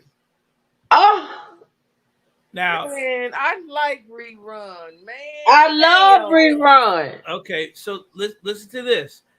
She remarries in 2008. He died in 2003. She remarries in 2008, but doesn't take his name, her married name. She still go by Berry. She keeps Berry as her last name. She's done interview after interview claiming, and and if you interview her, that's how you have to call her the widow. Can I say this? Fred Rerun Berry. Can I go ahead? I have no association with this woman whatsoever. Is that your cousin, Sweet Berry? Oh, I'm sorry. That last name is Berry. There's no connection whatsoever. Y'all crazy. I cannot. Okay, before my interview, I will give you this tidbit, and you guys should write this stuff down so you guys can ask me. I listen. Go ahead. They were married for 4 years, right? In 1999, they got married. In 2001, he was already gone, and he was touring with the Soul Circus. And in January of 2001, meaning New Year's Eve, he was already engaged to be married, and he hadn't even divorced Essie Berry yet. What? Yes, I have pictures of his fiancée. I have articles where People Magazine is quoting her as Rerun's fiancée. And I'm not doing this with you, D. True. I know for a fact that she did not know Rerun died until 3 days after he died because she saw it on a news broadcast. What? But they were still married, though. Yes, and she did not know her then husband was dead until it came over the TV because not one of his family members decided to call her. Oh, wow. Okay. And the fiance was there in the funeral home arranging his funeral. Not Essie Berry, his fiance. I'm not doing this with you. You know what? Okay, we're not gonna make a mockery of Miss Foley and what we got going on here, because we're gonna have a whole live, y'all. I promise it's coming. And I ain't talking about, I'm talking about days or maybe a day. Who knows? But we're gonna do a whole live on Miss Berry. Mm-hmm. D-True, come on with it. All right, y'all. We literally got 5 minutes before I'm off of here. Let's listen to a few more minutes of this, and then we're gonna do a part 2 tomorrow, y'all. Okay? I got through as much as I wanted to get through. Thank God. Okay, here we go. Was that law changed before your daughter got shot or after? So they changed the laws after the fact. You can't change the law after the fact. Just like Mr. Maine had said something about this law also, and then she turned around and said something about it. And like I said to both of them, I don't care anything about your law. What I care about is justice for my daughter. And what are you going to charge him with, and to pick him back up before he does this to someone else's child? That's what I care about. So the runaround that I told him that I've been continuously getting, I will not accept anymore from them. And you should not accept it anymore, because everybody got a boss, and that means we have to go to the governor of Georgia. I would like answers. Our people get shot down or something happens. How you gonna go to the governor when you ain't even go to the DA? Like make that make sense. I'm just saying. Like it's a freak accident. So because this white boy felt like he was going to the army, do that give him a pass? No, that gives him a pass. No. See, you can't be putting spins on stuff. And then she's sitting up here and talking about that white boy. You can't. Oh, jeez. You can't put race on everything unless it's able to be proven. She is very professional. Child, bye. She don't even look professional, that raggedy wig. Nothing at this point, because doesn't give him. We're making this more aware of what's going on. And if it's my choice on the 25th, I'm going to have this mic on so we can hear it. So Miss Patsy. No, boo, you cannot be woofing. And we're going to stop right here because she pissing me off. No, you cannot act like Billy Badass talking about a damn phone and you listening in on a call. You get your ass up and you go there with her. That's true support. No, you just looking for a opportunity. I'm done for today, y'all. I will finish this tomorrow. Now, I got a question. Now, go ahead, Fawn. If he's been charged, I do believe they probably confiscated his weapon. Come on. And it was the weapon in the shooting. You know they got it. The weapon is gone. Other weapons that he may have in his possession. Yeah, you cannot be on bond and have access to weapons. Okay, and first off, you buy a weapon off the street. I mean, that weapon is part of evidence because it's the weapon that caused the accident. I don't care if he had 10 weapons up in there. They're going to take all 10 of them, not just the one that he was cleaning and it discharged. They're going to take all his weapons. Well, ask Nasty Grandma. Ain't they taking all her weapons? Oh, God. I ain't asking no more fucking questions. What the hell? Nasty. I ain't asking no more damn questions. I enjoyed you tonight, son. I enjoyed you. I love my fun, baby. I ain't asking no more damn questions. Okay, D-True, right. I'm surprised. Listen, I am happy because then not one time tonight did she say, I'm dropping down or I'm going on mute. She did not. She did not. She ain't say fuck this shit neither. Yeah, I didn't hear I can't do this. Well, she did say that. She did just say that at the beginning when she saw my background. It was a moment that it was getting to me. And I just stayed on mute. Good job, Fun. Good job. Because, I don't like when you say I'm dropping down. Oh goodness, y'all! Listen, I appreciate y'all supporting this 4 hour live. This is a lot, but you know what? Mm. We learned a lot though, y'all. Right? You Yeah, see it what is the a whole lot, race and I thing can. really feel bad for the Miss Foley Oh, because absolutely. she has every right to be angry. She is angry, y'all. She's so upset. She's hurt, Yes. and I can't say that I know what she's going through. I don't, Mhm. and I don't want to ever be in that position. But I feel for her and anybody, you truth, any mother that's put in a position losing a child. Thank you, Fawn. Thank you. You know, my heart bleeds and go out to all those mothers. I mean, I can't imagine. I can't, and I Yeah. don't. Mhm.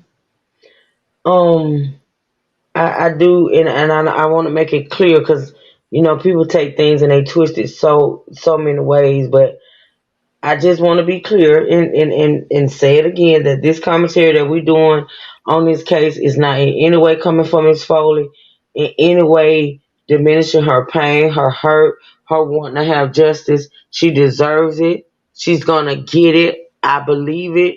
It's already done, but that does not take away from what she's feeling, and she is angry, and I get it. I'm angry a lot of days, you know what I'm saying? Like, but And I I get don't it. She like, wants answers, and she's not yeah, getting the answers that she needs. and I don't like for people to take advantage of people's vulnerabilities. I don't like that. Yeah. I don't like that, and that's why I feel a way about. And I gotta say too, though, apparently Philly is not the one that brought up that race thing, right? Well, she did say hate crime, which is well, I don't know, y'all. I don't know what I'm feeling about Philly right now. I just feel like Trey said, this video was done 5 months ago, so Miss Foley been feeling a way about this for a minute. She has. I don't know why Philly decided to put it out there now, but hey, I don't know. I don't know, but when it all boils down to it, I hope that when it comes to court and the justice system, because fuck YouTube, and when it comes to the courts and the justice system, and Miss Foley, her daughter and her grandson getting their justice, I just pray that it happens. It's not gonna make everything better, y'all. It's not, but she will have some sort of peace. She just wants the guy to pay. That's it, and I get it. I get it. I get it. I do. So with that being said, y'all, we're gonna get ready to get off of here. It's been 4 hours. And I enjoyed it. I appreciate y'all, like I say, sticking around. Thank you so much for my panel. Thank you, Fun. Thank you, Trey, and thank you, D Truth. D Truth, you got work this weekend? I'm still working. Oh, you always working. I forgot. But I am gonna finish this up as far as this interview tomorrow. I'm not sure what time. I'm not gonna set a time because Lord Jesus, I just if I set alive for one time and I change it, baby, I get my ass on the platter. It's called Truth Hurts Time. Well, yeah, that's basically what it is. I be trying. Anywhere Good night. between 8 a.m. and 8 p.m. Facts. Now That's that's facts. called That's CP facts. time. Trey will be live sometime tonight between 9 p.m. and midnight. It might be later because It if you look up, might be later. might be later. Because y'all on CP time. Yeah. She fighting her sleep right now. She fighting it. She fighting it. It starts at 11, and then the next thing you know, it's 12:30. I'm like, what the hell? Have a good night, Concrete. Yeah. Have a good night, you Brooks, Raina, Slay, and Candy. Thank y'all. I love y'all, true sippers. Y'all are real life supporters. I appreciate that. All right, y'all, we're going to get off of here. I'm going to go relax and wait for Trey to decide when Baby Petty going to let him go live because she is the boss. And yeah. I see y'all then. And for the rest, I'll see y'all tomorrow. We'll see y'all tomorrow. With that being said, shout out to the true sippers. Shout out to my monetary contributors, also my moderators, and my fabulous panel. I appreciate y'all. And please, y'all, please send a prayer for Miss Foley and her family, okay? With that being said, I love y'all. Y'all be safe, be blessed, never stress. And I'll see y'all later. Some motherfucking rest. Come on with it, fun. I slay, get some rest, sweetheart. I love you. We love you. All right, y'all continue. Y'all throw up a prayer for Juicy Kim. He texts me. She's okay, but she's had a long day. Fine, I'm gonna need you to hit my panel since you're still up. Yeah. What is the attire that and you Fawn know, should? And you know it's past my bedtime. What should Fawn be wearing on this panel? Absolutely nothing. Nothing. A slip. That's how she go to bed. Hey, Truth. Huh? Wow. Did she just drop she down? She dropped off. She left. Yeah. Called your name and just dropped and gone. I got her. She blushing. Fawn is a mess. Wow, that was a stage left. That right was a there. dramatic exit. That was hey, Truth. Click. Man, that's worth hanging up in your face on a phone call. Yeah, she did. Don't call me tomorrow, Fawn, because I ain't gonna answer my phone. Yeah. Since you want to act out. Don't correct you laughing. Don't call my damn phone. Can't nobody call me tomorrow but Juicy. That's it. E-Books, don't call me. Don't call me. Fawn said, listen to the click, bitch. like Tony used to tell me, y'all, when we be on the phone, and I be going out, he talking about, you want to hear Miss Downtown? You want I wish I would. I beat your ass. I love y'all. Good night, you siblings. Y'all have a blessed, beautiful night and be safe, okay? Good night, y'all. Shut up, E. Brooks.